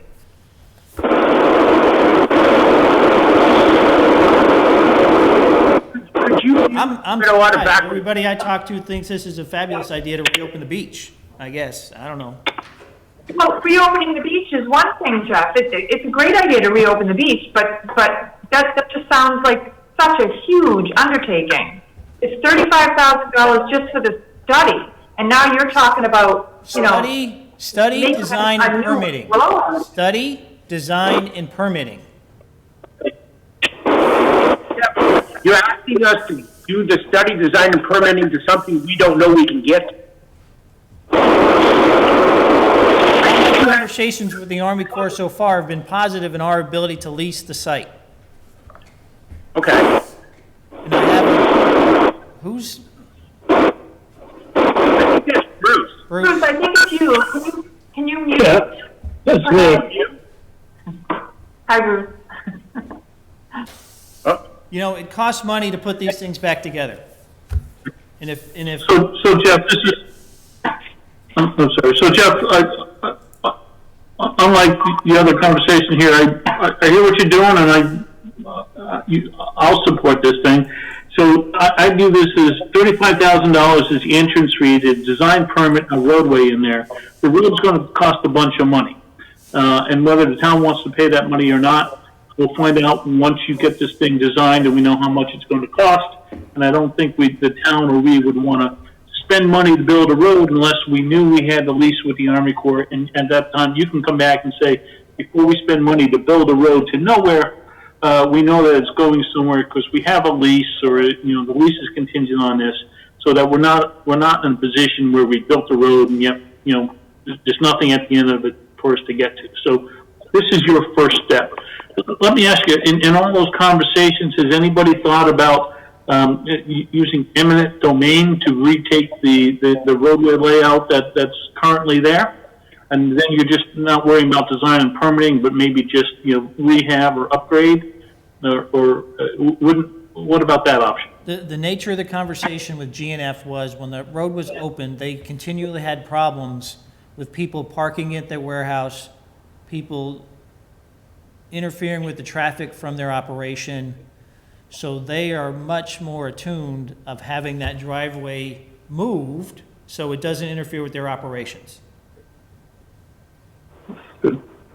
And if this place takes off, yeah, we'll be dealing with parking problems like we are around some of the trails on the weekends, where we've got an access road, parking space, and then we got 10 times as many people using it because it's a great area, and we'll have to deal with that when the time comes. So the idea is to acquire a 50-foot strip and construct a 30-foot wide gravel path to the old parking lot. So it's not even going to meet town standards for a road? It's not a road, it's a driveway. You would have to get DPW, or state, right, because Route 20 is a state road. I mean, have they been spoken to? We have been talking to the DOT about an access point, yes.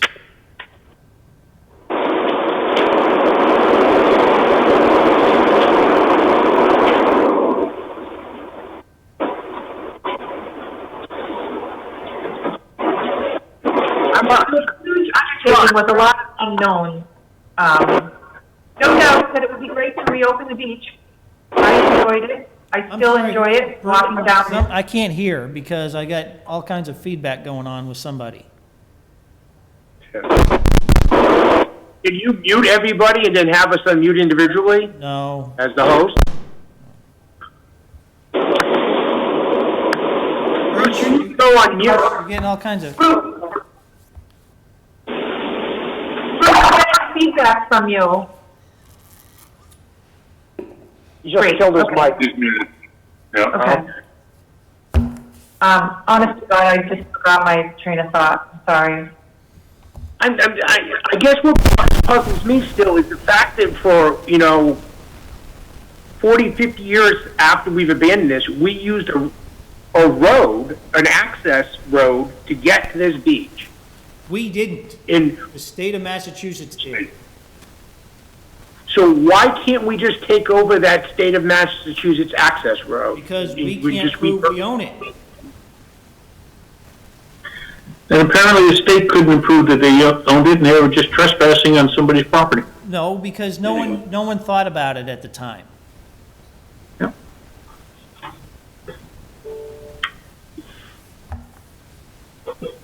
So, I guess what prevents us from taking it via adverse possession or Mike taking it through eminent domain? And I just answered this a minute ago. We don't want to reuse the old driveway because the traffic on it interfered with GNF's operation.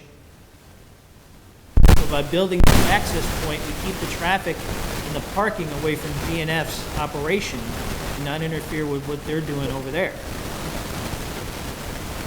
In talking to the owners, they had problems when that beach was open before with people parking in their warehouse, blocking their traffic and using their parking lots. But that's their issue, not the town's. Well, I always try to find ways to make everybody participate and have everybody be in favor of a project. I'm not going to war with one of our largest industrial clients in the community. We expect them to be a good neighbor, we should be one too. Absolutely. And they are facilitating us getting the other piece of right-of-way we need to build the new road or build the new driveway. Okay, that would have been a useful piece of information there too. Well, there's a lot, I don't know. Yeah, you can't write the whole thing on. I'm still very new to this process, so I apologize. I do. I apologize. I'm very new to this process. But I guess just as a general comment, I think we started this conversation when people are questioning as to what have we spent from the community preservation. We now talk about the potential to open up what has historically been known as, a great recreation area for the town. We've got an opportunity to go and do that. I'm kind of where the town administrator is. I'm not sure why we're making such a barrier to do this. This is what I thought exactly what we're trying to do as a community. Yep. Well, I'll make a comment. The first I heard about anyone interested in doing this is when I read this warrant article. And I've been in town for over 30 years, and I haven't heard a peep from anybody about this. So, my wife's on Facebook. She doesn't hear anything. She's totally surprised by this. And she's been here since she was 5 years old. So, this is not something that's out there in the general public. Maybe it's within a group of people who are interested in this, but I hesitate to say that it's widely known or. Well, the 2 years I've been here. I agree. The 2 years I've been here, it's been on my list of things to do, and that list is read and reread at the board during those years. It's not been hidden that the board wants to reopen Streeter Beach. And as recently as a week ago, at their meeting, they went through their goals, and it was in their goals at a public meeting. Okay. Well, I watch a lot of them, Jeff, but I don't watch them all. I understand. Well, this is new to me as well, and it just seems like a huge undertaking. Go big or go home. I mean, and I'm not. I'm sorry. I said, go big or go home. If it was easy, it'd be done already. Yeah. Jeff, the Community Preservation Committee voted to approve this as written. Is that Yes, correct? And that voting was unanimous? I believe so. Yeah. It's zero. So you flip the page, it carried over to the top of the next page in the warrant article. Yeah. I see it now. Appreciate So, that. so Kevin, I guess,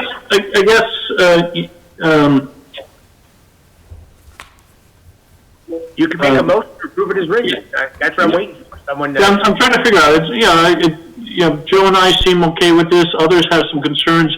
But if people have concerns, does getting more information help you decide one way or the other, or more information will just further cement your opinion, and we should just see what the votes lie tonight? Mike, if you make the motion and we support this to be on the townspeople will make the decision, and ultimately that's who should make the decision. So. I do have one follow-up question. And we're afraid of it. Put it on let's get it out there and let the townspeople make the decision. I have Overwhelmingly, shame on those of us who are skeptical. That's my opinion. I do have one follow-up for Jeff, just to follow up on the G&F point that they're helping us with some right-of-way issues. So let's say the road's 1,000 feet long that we need to build, the driveway. Are we getting access to like 500 feet, and then G&F is giving us the other 500 feet? Is that how it's working? No. So then what is G&F doing for us? They're actually going to give us the money to buy the land from Mr. Geller.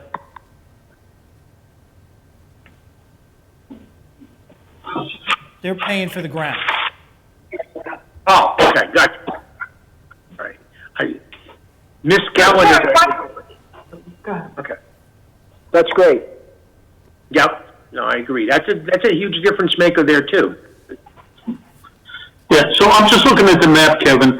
The property on the other side of the wall, on the other side of the street is Cedar Street, odd-shaped parcel there. So it looks like what Jeff is saying is we're just going to take a 50-foot strip of that parcel right along Streeter Road. It looks like it runs about 600 feet until it then gets to the Army Corps property. Sounds like G&F is going to, help facilitate and give us the land. We still need $35,000 for the permitting and design, and then we're going to need the money to construct the road at the end that gets us access to a piece of the land that we know we'll have rights to before we spend the money to do the road. Right. That's the way I hear it. Much clearer now than it was when I initially read this article. I'm getting all the pieces covered.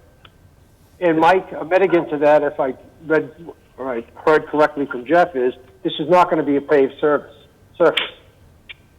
No. Is that correct, Jeff? No need to pave it. Oh. It's just a summertime use.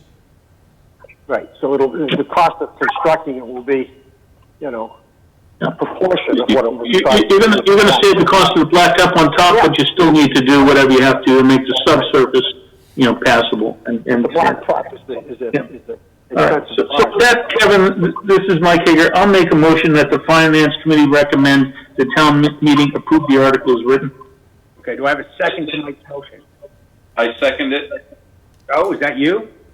Was. Thank you, Joe. Okay, so let me just get this right. So, Joanne, did you note that Bruce joined at 7:49?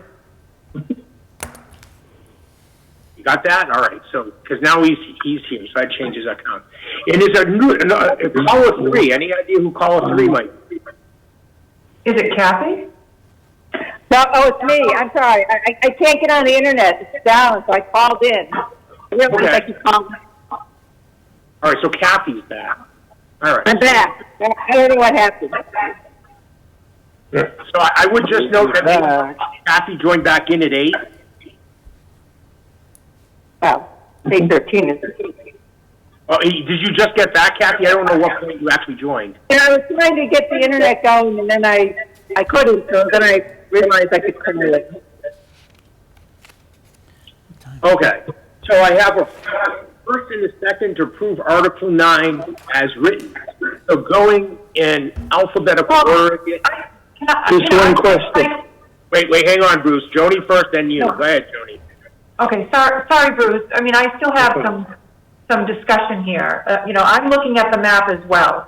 And so are you saying that, so a portion of it is owned by, quite a bit of it is owned by the Army Corps of Engineers, and it looks like they own a significant piece. So you're saying, Jeff, that the town is planning on essentially owning X number of square footage off of Route 20? Yes? Yes, a 50-foot So I'm wide just- strip, several hundred feet long. And so, yeah, okay, I see that. And so presumably G&F will own the rest of it because there is a portion that still abuts them. Part of our arrangement is that we surrender any potential rights to the old street right-of-way. Yeah, I think this is messy. Sorry, guys, I'm not comfortable doing this. I think it's a lot of money. You don't even know how much it's going to cost beyond the $35,000. And I do think that Sturbridge needs to stop thinking that they've got this endless amount of money that they can just spend. So, I mean, I understand that you guys want to bring it to town meeting, and that's fine. I'm not voting for it. I'm not voting for it here, and I'm not supporting it as a town member at town meeting either. All right, I Bruce, think you had a we question? need to invest in quality of life issues for families and for things for people to do in the summertime. Okay, Jeff, but you know what? We've got endless trails that are being groomed. You know, you're actually grooming them so Not much everybody that likes trails. you're losing the natural beauty of the town, frankly. But you know, I get it. Everybody wants all that stuff until something goes horribly wrong. That's good. It's fine. Okay. Bruce? Just a quick question, Jeff. So will vehicle access be denied in certain seasons? When the beach is closed, we'll have a gate up so no one can get back there, yes. Okay, thank you.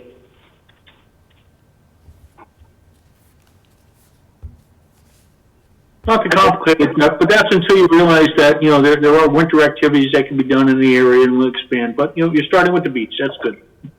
Right, and we won't, you know, when we first open it up, we've already looked at operations a little bit. There's like I said, there's a restroom shower facility there that's been boarded, or not boarded up, but they welded it shut so people couldn't get in there. We probably won't rehab that right away. We'll probably use porta pots for the first season just to see how it goes.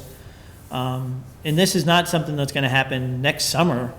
We're playing a long game with this issue. It's a quality of life issue. It's a long-term issue. It's one of the priorities the board has for me to do.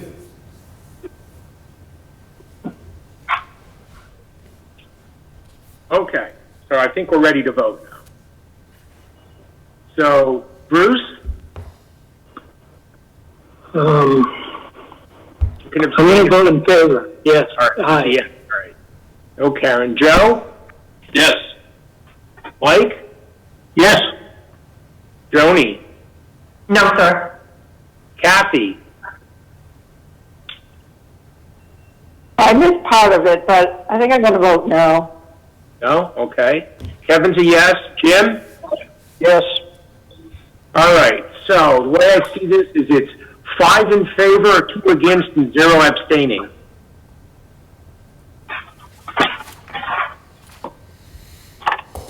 Okay. Where are we? 17, all right. So Jeff, you okay? We exacted a pound of flesh, I think, in that conversation. What's that? Are you okay? I'm fine. We exacted at honestly- least a pound of flesh. I honestly was surprised at the pushback. Everybody I've talked to about reopening Streeter Beach has been enthusiastic. Well, I understand the concerns, but I'm surprised. That's all.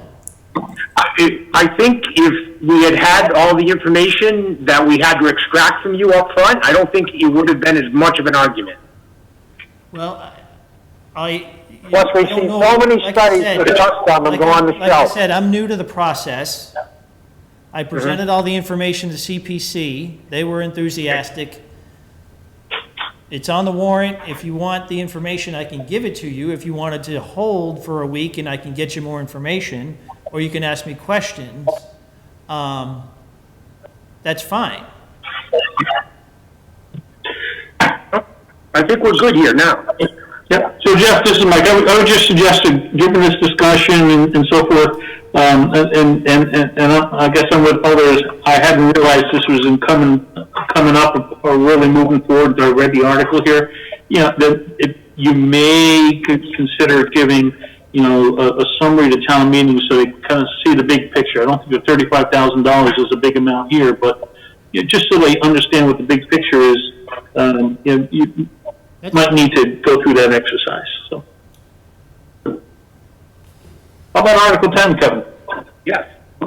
Article 10, Community Preservation Trails. Construction. What construction?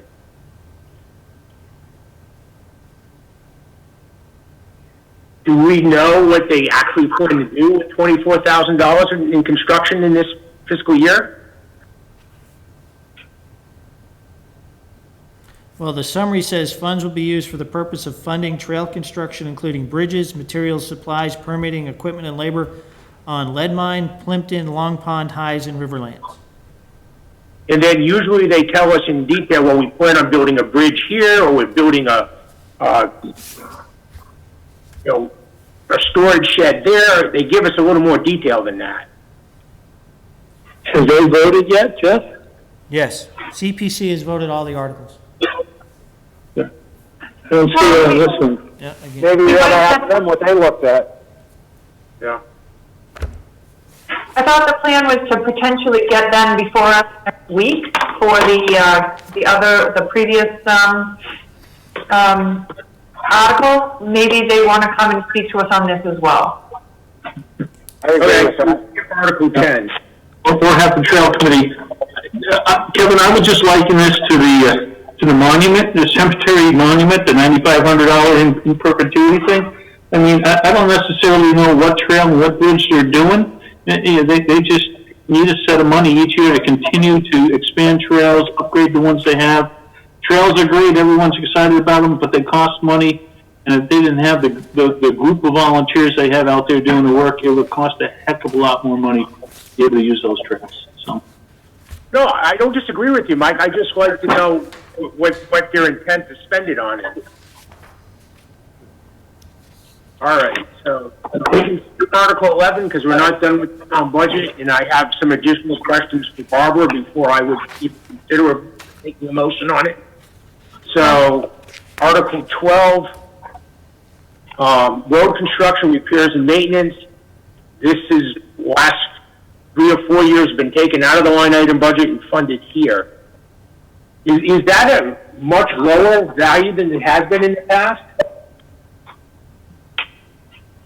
No? I seem to think last year was significantly higher, yeah.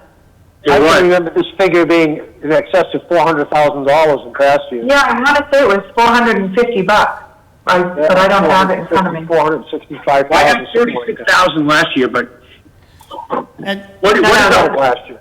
Go ahead, Jeff. okay, so ordinarily, well, not ordinarily, but the prior to, okay, so our pre-COVID current year budget included over $400,000 for local road improvements, okay? When COVID hit and we lost significant revenues, we zeroed out that line item for the COVID budget, okay? So we have two budgets. We had the pre-COVID budget, and we had the COVID budget. The COVID budget wiped out this line item. We are now working towards restoration of the local effort towards roads. So our first step in $150,000. And do you plan to rebuild it back to that like $500,000 level? I would hope so. Because this is one of those things that I know in your practice, but and I've said this before in these meetings, is that as you start to fall behind in road maintenance, it gets increasingly more difficult and expensive to keep up. Well, the good news is we're sitting on $4 million of Chapter 90 money, so we didn't lose any work. So all the roads we were going to do with the local effort, we transferred to Chapter 90 funds. Had we not had the Chapter 90 funds, we wouldn't have wiped out the local effort. So we were able to keep our program going without it skipping a beat using the Chapter 90 funds. I seem to recall, Jeff, that was part of the conversation last year, that we had that fund to back us up. We didn't have to come back and any of the road work because we were flush with that money. Am I mistaken, or am I recalling that correctly? Yeah, we took it as an option because we had the Chapter 90 funds. Yeah. Right. Yes, forgive my ignorance, but what does Chapter 90 refer to? I'm sorry, Chapter 90 is it's state money for roads, for local roads and improvements, other, sidewalks, roads, drainage, those kind of things. And is there some reason that amount of funding has been greater than it has been in the past, in more recent years? I'm sorry, I missed part of that question. Is that fund, the amount of available funds increased recently? That's why we are spending less here? We're spending less here because it used to be $450,000. We are still short on revenue. The basis of the budget is $1 million of new spending with $1 million less of revenue. We're trying to rebuild some of those items that we zeroed out in the COVID budget. So for this line item, we're putting in $100,000 on a path back to $450,000 to $500,000.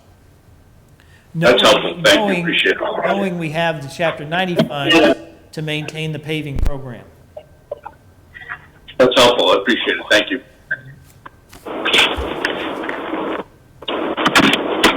So do I have a motion to approve Article 12 as written? So moved. This is Jim. Jim? Have a second? This is Mike, I'll second it. Okay. But I do have a question here. So Jeff, I think you're hitting on a important point there, right?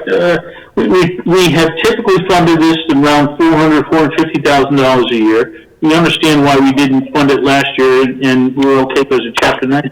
Now, we're only putting in 150 because of some revenue shortfalls that don't allow us to get back to the $450,000 level that we are used to in here. So, I think the revenue shortfalls, the inability to fund a typical article to the extent that we have, does that suggest we're funding other things because they're more important this year or whatever?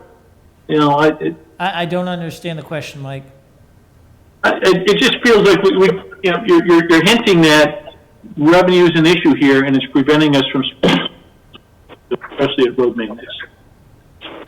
Well, we know we still have the Chapter 90 funds to maintain the program, so we're not losing any paving anywhere. Everybody who was going to get paved before will get paved regardless.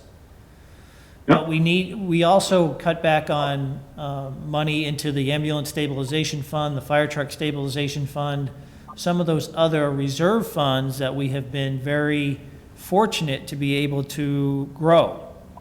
So in the COVID budget, we cut all those out, or a significant portion of those out, because we just didn't have the revenue and we didn't have anything to replace it with.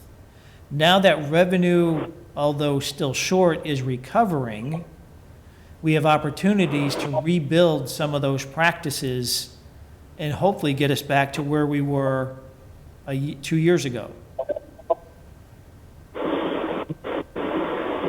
So I have one question for you, Jeff, related to this, and one more general one. We used to have a road program where the DPW director and the town administrator kind of read out and rated the roads to see where they were and how they do that. Have we updated that plan recently? We have a program that the DPW director reviews each year and evaluates which roads need to be paved and sets priorities. And that every 5 years, that program is updated. And where are we in that cycle? Year 3, maybe? We're in the middle of it? 2 or Now, you talked about the revenue shortfall, and last week we talked about we were still waiting on guidance from either the federal government or the state on how the ARP funds were going to be used, the ARPA funds or whatever they called them. Have we gotten that yet? No.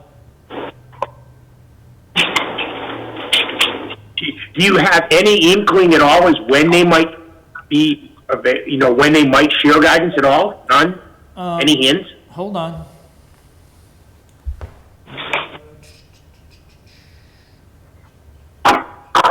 There's an upcoming,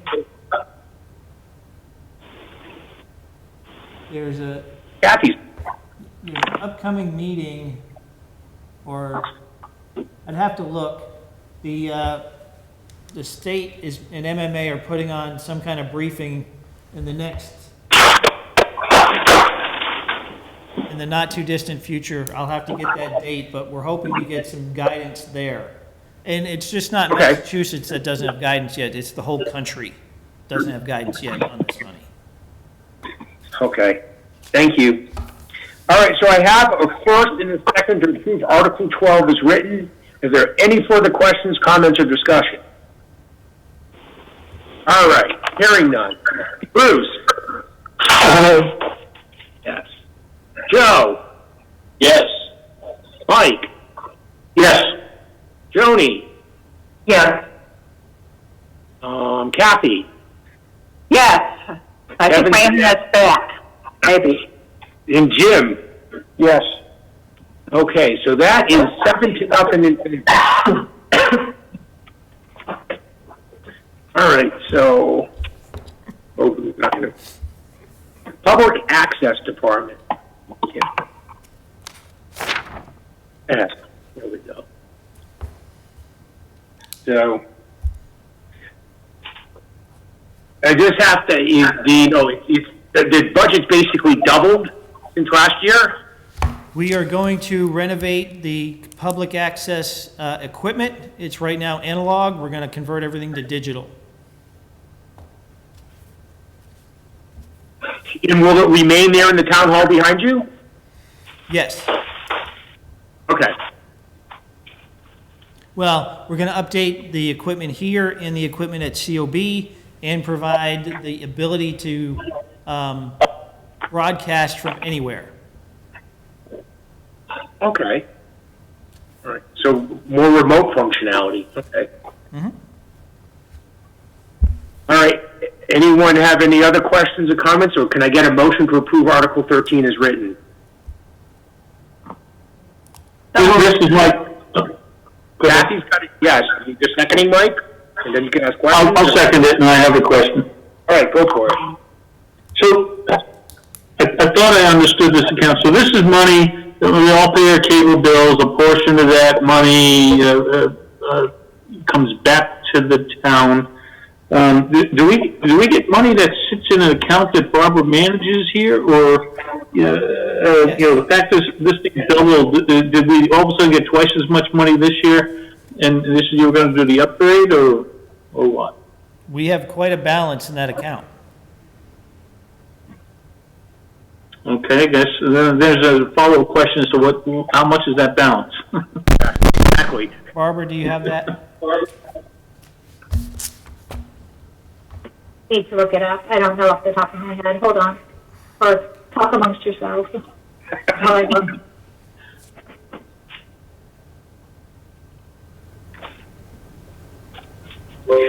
So Jeff, this is a full replacement, everything audio and visual, so new mics, new cameras, new everything? We don't know about the microphones because the microphones are, pretty high tech, but it's really about the video and the cameras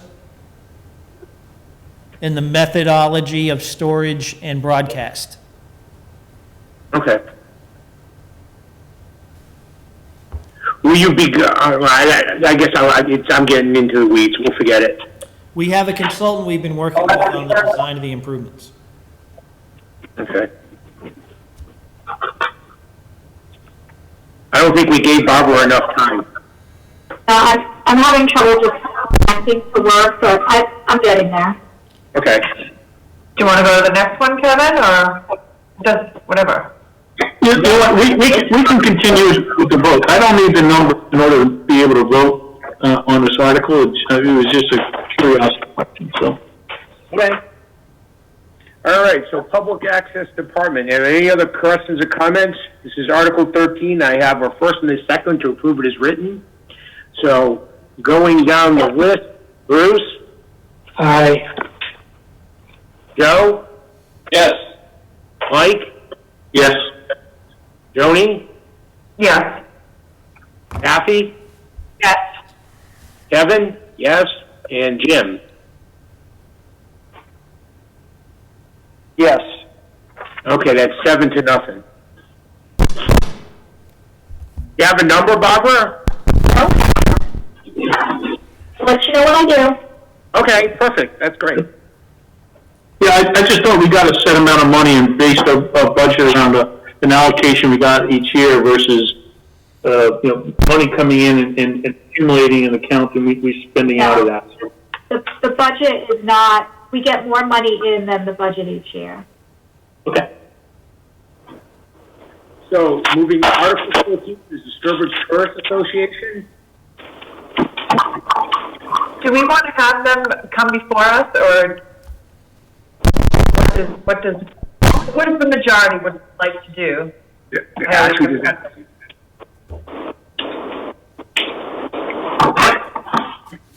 Can always give a good presentation. Well, I am curious to know, where they're spending the money. okay. Who chairs the STA now? Brian Amity? Oh, still Brian? Oh, let's get him. Jeff, you could organize with him to get in here for next week's meeting. He comes here first. We'll get him off the schedule first. Sure. Thank you. By the way, there's a spelling error, 119,000. Indeed. Yep. All right. I think we found a replacement for Larry. The cable access account has $487,000 in it approximately. Okay. Oh, thank you. You can get a cable. Thank you. You're welcome. You know, Barbara, just a dumb question there, I guess. Do we find that streaming has affected our revenue for that account? No. I don't know. You know, We get a set amount of money. I really don't know. I'm gonna have to get back to you on that. okay.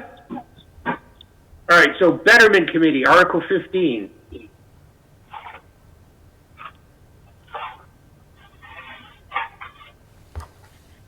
That's an Revenue is interesting down by a way. third, so they spent a third less. Yeah, a lot of money. Well, Same thing with STA. They're down a third of their pre-COVID revenue. so with Article 15, though, the only thing, I'm just curious because I've never actually seen a requested item by an individual name in here before. I think in the past it was always, I see Bloom Committee in last year, but this year I see Polly Courier. Is she the Bloom Committee, or was it truly an individual request? I will fix that. But is it an individual, Barbara, or is there such a thing as? It's a person. Oh, okay. She heads up that committee, or that group that does the flower barrel. Okay. And we'll change it to Bloom Committee. Yeah, I was just curious. It's the first time I've ever seen it with a No, name. thank you. Yeah. All right. So what is the recon Polabike? What is that? For $5,000. The police department. Anybody? What is Yep, it? hold on. The Recon Power Bike Interceptor? It's an electric bicycle that they'll use on the trails to patrol the trails. Oh. Because they need one? They would Have like- you ever ridden with all an the electric activity, bicycle? with all the activity on the trails, they would like to have the ability to patrol more of them quicker. Yeah, not only quicker, but it's easier. I mean, my personal experience, I don't know if anyone's ever been on the hill next to Big Bunny.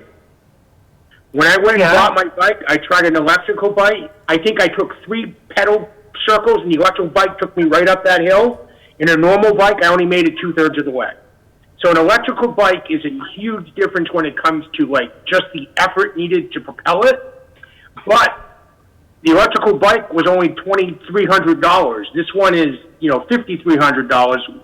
I mean, it's obvious it must be outfitted with maybe lights and carry bags and stuff like that. Is that what it is? It includes equipment, and it also includes training for officers that Chief DeWitt said is required. I can see why it would be needed. So, all right. So Polly does the barrels, the Bloom Committee does not do the barrels. Yeah, Oh, I you're think right. Bob said it already. No, you're right, actually. Right, they do the planting. So sorry, this is a resident who's asking? I'm sorry? Yeah, she requested, she heads up the committee that does the flower barrel, so I don't know. Kevin is right, last year it did say Bloom Committee, but I guess that was wrong, because the Bloom Committee is the plantings for $575. So let me figure it out, I'll put the correct wording in, and we'll go from there. Okay. Is that enough to stop anyone from actually acting on this article? Because it's just basically fixing a typo, more or less. I'm fine with it. I don't care. So on the wayfinding improvements, so I thought that was being funded out of, some of it was being funded out of STA. These are so can somebody tell me that? Like the $10,000? I thought we were done with that, to be honest. No, this is an ongoing effort to upgrade the signage throughout town. Right, but a portion of it was always funded out of STA. It started, I think before you got here, Jeff, because I think I was still on STA at the time. I don't know. It's Do you know, Barbara? since I've been here, Well, that's because they were done. No, it's never been done. They're trying to implement the recommendations of the Commercial Tourist District Revitalization Plan. So it's going to be multi-years. I don't know. Let me see if I see anything under SBA for wayfinding in prior years, but I don't know off the top of my head. I just thought it would be done by now. A lot of the signs are already up in town unless these are additional signs. it's a continuing effort. We keep putting up more. I think the program's more than just putting up signs or other facets of that program as well. Kevin, I have a question for Jeff. So last year we were looking at the Warren article. I'll put it away. There was a big number for betterment, and then towards the end of the process, we reduced the amount of money in the betterment piece so that we didn't spend it all last year, and we carried some forward to this year. So this year's amount of $120,000, is that just based on revenues from this year, or is it revenues from this year plus what we carried forward and didn't spend last year? Revenues plus. So this should get us to the point where we spend whatever monies we have in that account, and then we look for next year's money to start over again, right? We're not carrying things forward like we did last year. Correct, yes. The only money that gets carried forward is if we don't expend all of the money appropriated under this article, or like in 2021, that money then rolls in with the new money also. Thank you. So, And then I just have one more question, sorry. go ahead, Noah, go ahead. If it wasn't done. The bottom, Sorry. $6,000, are those the, town common concerts? No. I'm sorry, I can't hear. Bruce, I'm so sorry, but I think the noise is coming from you. Okay. There you go, beautiful. Okay, sorry. You just turned it back on. The Special Events Committee, that is Concerts on the Common. There's some money there for the farmer's market. There's some money there for some other things. Okay, thank you. All right, do I have a motion to accept Article 19 as written? 15. 15, Article 15. Oh, I'm sorry. Oh, you know what? It's 19 in last year's. 15, sorry. This Even is though it's my, the stuff that you're watching down over there, Kevin, come on. this is Mike here. I'll make that motion. Thanks, Mike. Do I have a second? Jim, I'll second it. Jim Waddick, okay. Any further questions, comments, or discussion? Okay. Starting at the top. Bruce? Yes. Joe? Yes. Mike? Yes. Joni? Yes. Kathy? Yes. Evan's a yes. Jim? Yes. So that's 7-0. Mr. Chair, just a comment. All right. Mr. Chair, Sure. so that session for Massachusetts and the new federal money is April 22nd. I don't know what they're going to say at this point, but there's a scheduled meeting with Sean Quinn, Commissioner of Local Services. So we'll see what they say on the 21st. Okay. Thank you. All right. So, Article 16, capital improvement plan.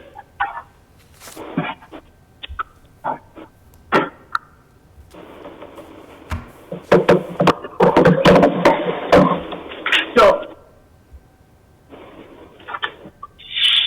the only question I have, Barbara, is oh, I see how you're doing it. You're splitting that 3/4 ton pickup between both accounts. Gotcha. Between water and sewer. That's why it says 19,975 in each of those accounts. Oh, good, thanks for explaining that.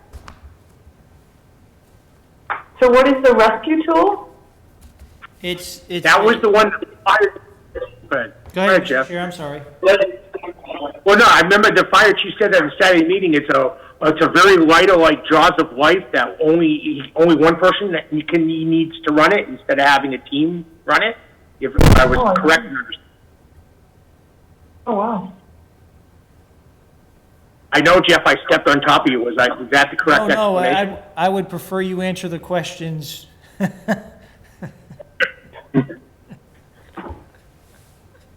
And what is the lightning protection? Are those, that's a lot of money. What are those? Lightning rods?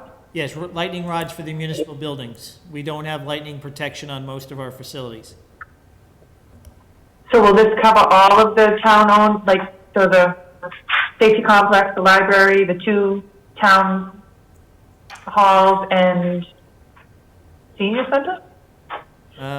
Let me grab that request and see what it says. Or did I miss the DPW as well? So DPW, Center office building, library, town hall, public safety complex, and DPW. For some reason, I think she said that the senior center already has something on it, but not on it. Does it also include surge suppression, or is it just lightning rods? It's just lightning protection. But in some cases, lightning impression would include that surge suppression for the electrical system. I just want to know if it includes that, because, that's where the biggest damage is. It's not really the building, it's the stuff inside of it will get fried with that big pulse. happened to my house. We got struck by lightning, lost everything inside. So I also have one other question on that. So one of the roofs, and I don't know if it was the DPW or the safety complex, was being looked at. Was it not? There's Or maybe we shelved that. a roof? I don't know, we have a roof over at the cemetery on the shed that needs to be redone. No, okay, I'm sorry. You're talking in the past? Yeah, we did some roof repairs, yes. I think one was done fairly recently, Barbara, right? And I'm just, Yeah, not too long ago. okay, but so you're saying we never had these before, so it's not like we had to replace them on a new roof. I'm just wondering, like, why would it have, I don't know, is it something that would have been discussed at time of new roof? Well, I think it's I don't always, believe we've ever had I think it's one. always good to have lightning protection on your buildings. Well, okay, well, all right, I don't dispute that, but I'm just curious. Well, I think Robin, the new facilities coordinator, is looking for ways to harden our facilities. And given that we've had lightning strikes that have caused damage, this is an opportunity to protect our assets. I mean, it won't change my vote, but I'm just curious if you could find out if surge suppression's included in this 85 grand. So Kevin, this is Mike. I see those as separate items, although, it's nice to do both at the same time. I see the lightning protection as putting the rods, getting the lightning to hit the rod and run to ground and not necessarily run through the building and in your electrical system. At the same time, you could also add the surge protection, which is a nice feature, but it doesn't necessarily have to be, both of them at the same time.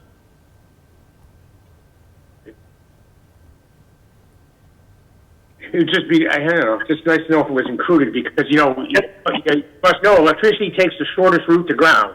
So it may not be down the entire lightning.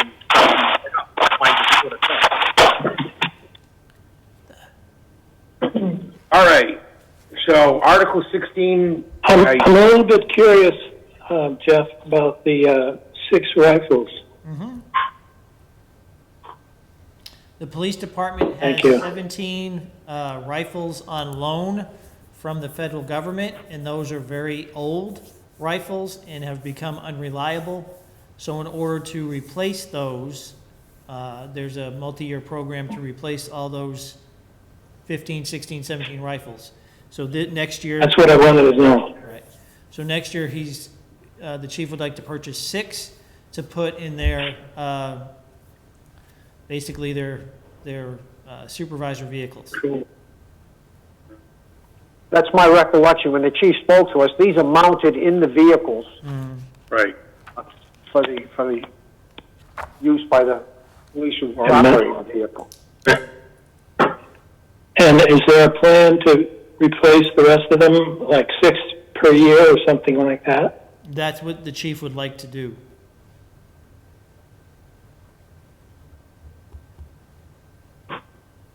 Did he express any lesser number that would be adequate? I don't know, the original request was for all 16 or 17, and we revisited that because it was very expensive. And he came up with the immediate deployment into a limited number of vehicles that would be the most likely to need that kind of tool in their toolbox, and then work towards replacing all of them over the next few years. Thank you. Okay. So Article 16, I need a motion to approve it as written. So moved? That's you, Joni? I'm sorry? Or Kathy? okay. Kathy? Yeah. Do I have a second? I'll second. Joni? Joni? Okay. Any further questions, comments, or discussion on the capital improvement plan? All right, so going back to the alphabetical order. Bruce? Yes. Joe? Yes. Mike? Yes. Joni? Yes. Kathy? Yes. Kevin's a yes. Jim? Yes. All right, so that's a 7-0 vote. Okay. Article 17, my plan is to stop after Article 18, just so you know we're not marching all night. Amen. Thank you. I move to approve 17 and 18 as is. Okay. So, Mr. Chair, Article 17, Mr. Chair, Article 17 is another one of those funds that when COVID hit, we used to fund a lot more. And Right. when COVID hit, we kind of negated that fund. Actually, we spent a lot of it on an ambulance, but now we're trying to rebuild our annual commitment to that stabilization fund.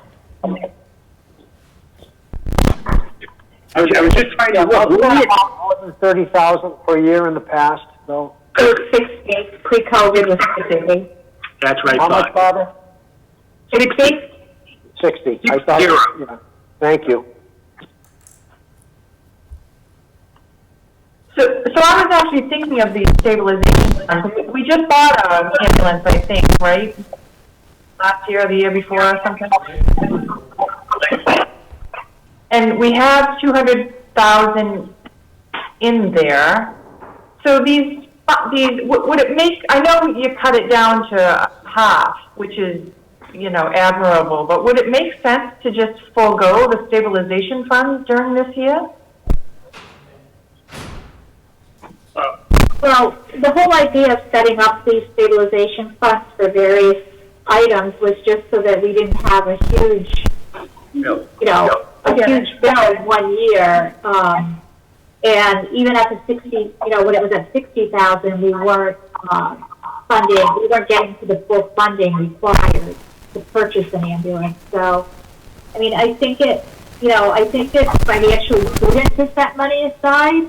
And, we're back to, 50% of what we have been historically putting in. So I think it makes sense. And hopefully next year we can get back to the full 60. But they cost, so we've got 200,000 in there, or just, without this, it would be just under 200,000. We just bought an ambulance. They cost about, what, 300,000, I think? I mean, just to skip it, I just don't see where it's a huge deal to skip 1 year. Yeah, but where are we in the replacement plan, Joni? I'll do whatever, but. Replace it every 7 years, so if this ambulance is in its year 5, we would need the other $60,000 to get us to it. So it's We a just question. bought one. Yeah, but that's one, we have Yes, two. sir. They're both 7-year replacement plans. And we had an unfortunate accident, or, you know, at one point where we had to buy 2 within 2 years because one of them got totaled. Where are we, Barbara, with that plan? I don't know. I'd have to get information from the chief on that. And to Joni's point, what was the cost of the last ambulance we bought? I don't have that. I'll have to get back to you, Joe. I'll send that to you. All right, so we'll skip 17 for now, and we'll go to 18. Or does someone, I mean, does it make knowing the numbers? I don't really care. I mean, I'll vote for it because I think it's, you know, it is the right thing to do. But I was just kind of hoping to give some relief to the town. You know, it just seems like we've got this endless supply of money, and you know, a lot of people were hit hard this past pandemic.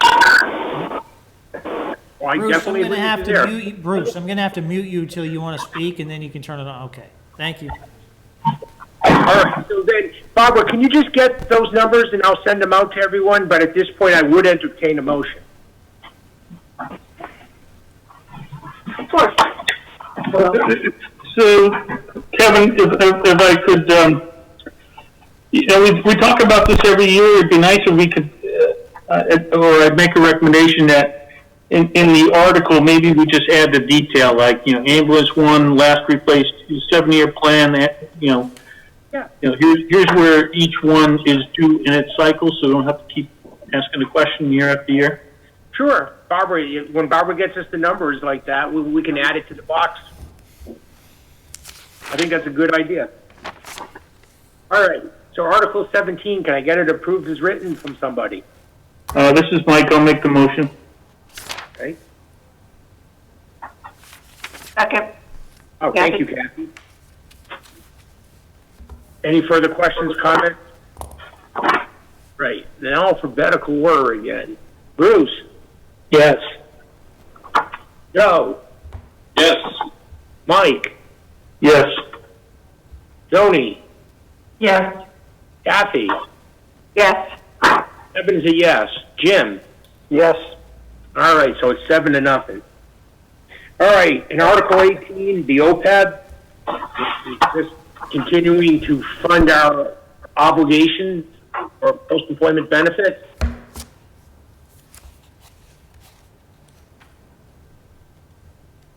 There's no issue here, right? Like, that's the number, and we have to vote it.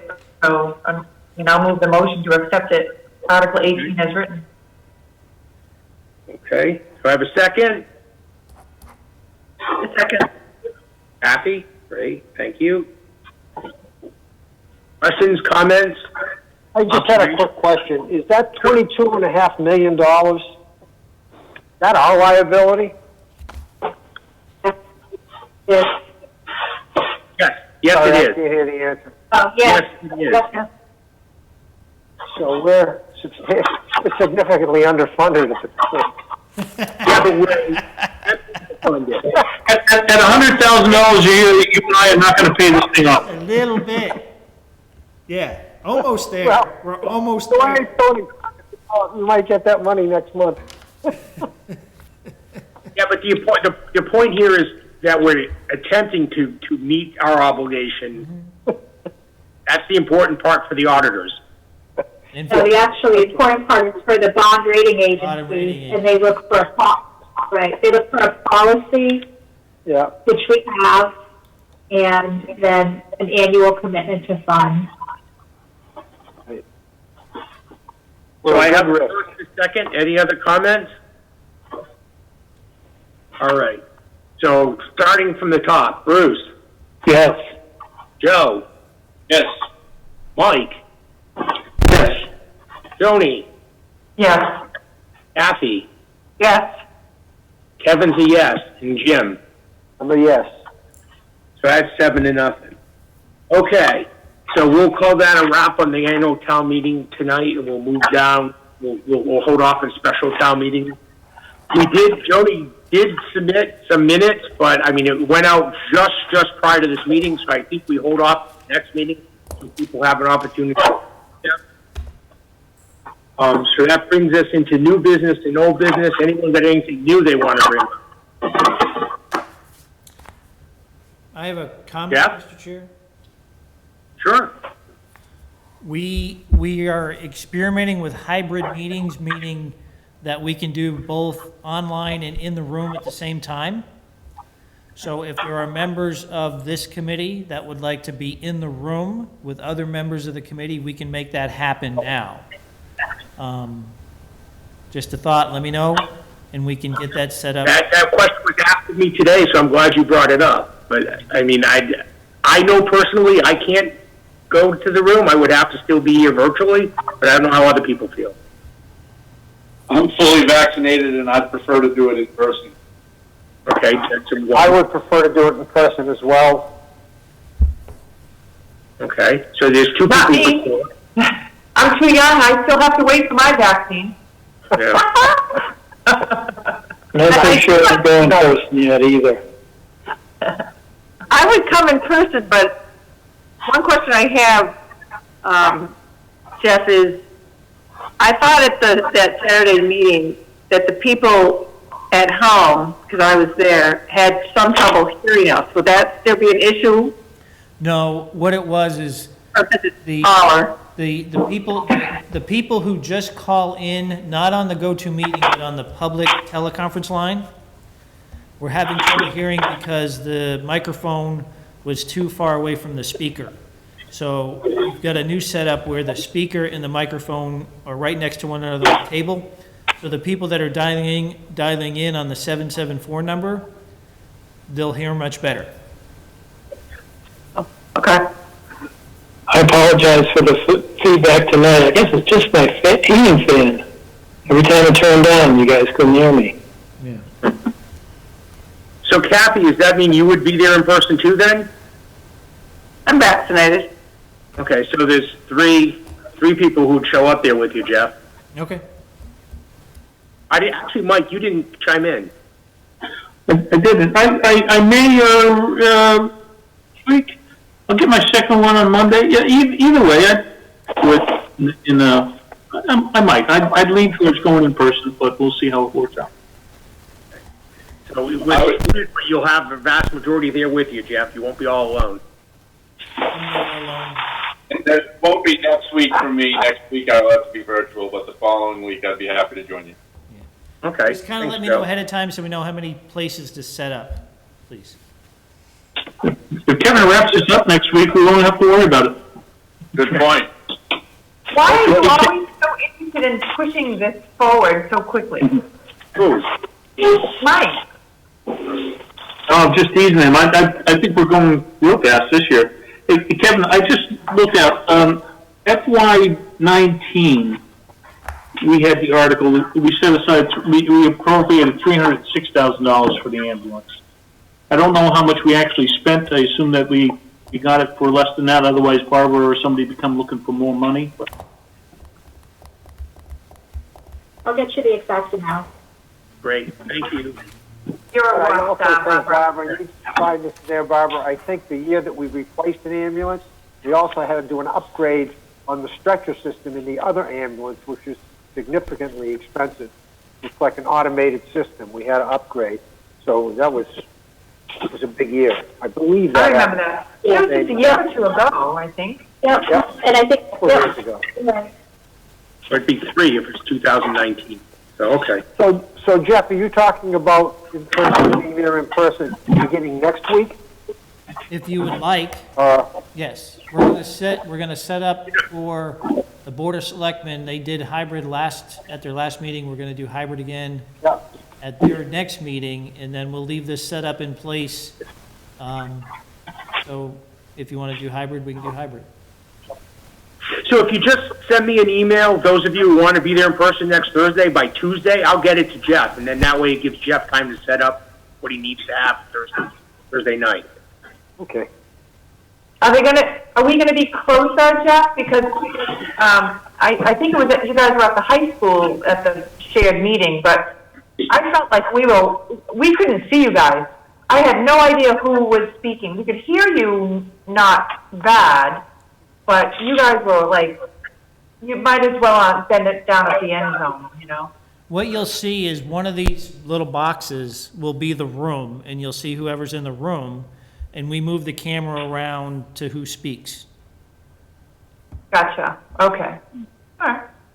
That'll work. We can only do that when the cable group is here, so it's usually FinCom, Planning, Board of Selectmen, those meetings, Conservation. Any other new business? All right, old business. Old business, I have a comment. Sure, go ahead. Okay, you asked us last time, how much does the cost of implementation of the how much is the cost of implementation of the pay plan? It's between $45,000 and $50,000. Okay. And that's for this existing fiscal year? For the next 420 hours. Sorry, 45 to 50,000, okay. Yep. And how much was allocated? 100. But that 100 was for the police contract Police. and Yeah. salary adjustment. Yep. I didn't realize it was that much. Okay. All right, and I do have one old piece of old business. If you remember last week in new business, I talked about I had someone reach out to me looking to talk to us about the town's purchase of the land off of Fisk and Old Farm Road. I sent him an email in response to his saying that, we're looking to set up the meeting on April 29th at 6:35, and that we'd like one representative to represent his position that the town should purchase it. Jeff has arranged for the person on the other side of that says, the town shouldn't purchase it, to be there at the same time. But I have not heard back from him yet. So at this point, I have no idea if he's coming or not to represent his position. Well, So I just wanted to update it. if you have the Trails Committee here next time, they can probably arrange to have someone there for the pro side. Okay, because your request was one individual on both sides, so I was going to reserve it for Mr. Zay. I don't know if I'm pronouncing it right. Otherwise, you have someone that's a town representative, they can do it. Well, again, Peter Zay is an advocate, so if you want him there, just keep reaching out. If you can't get hold of him, let me know. Okay, thank you. What about the person who wants to purchase it and live there on? Is that the other party you're talking about? Yeah, yes.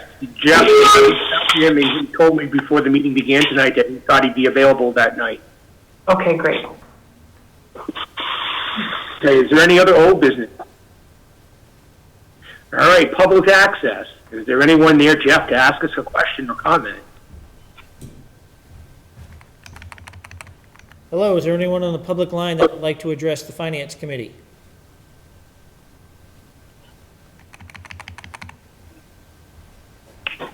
One of these days. There's no See, one. Joe, nothing's changed.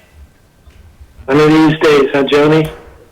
I don't understand it. If they want to let 150 people vote their fate, fine. I don't understand that either. Okay, so no public access, so I would take a motion to adjourn. So moved. Oh, Bruce? Do I have a second? Mike, yes. Mike, okay. So Bruce. Thank you, Joanne, for realizing I signed in. All right, so I have to take this down too. All right, Bruce. Yes. Joe. Yes. Mike. Yes. Tony. What if I said no? It's okay, you can. Stay on by yourself. You only do that Oh, briefly. it does get up, my back. No, good. Oh, Kathy? Yes. Kevin's a yes, and Jim? Yes. All right, so that's 7-0 at 9:11 p.m. Thank you, everyone. We're making good progress so far, so we'll get together again next week, and you'll be receiving plenty of emails from me. stay safe, everybody. Thank you.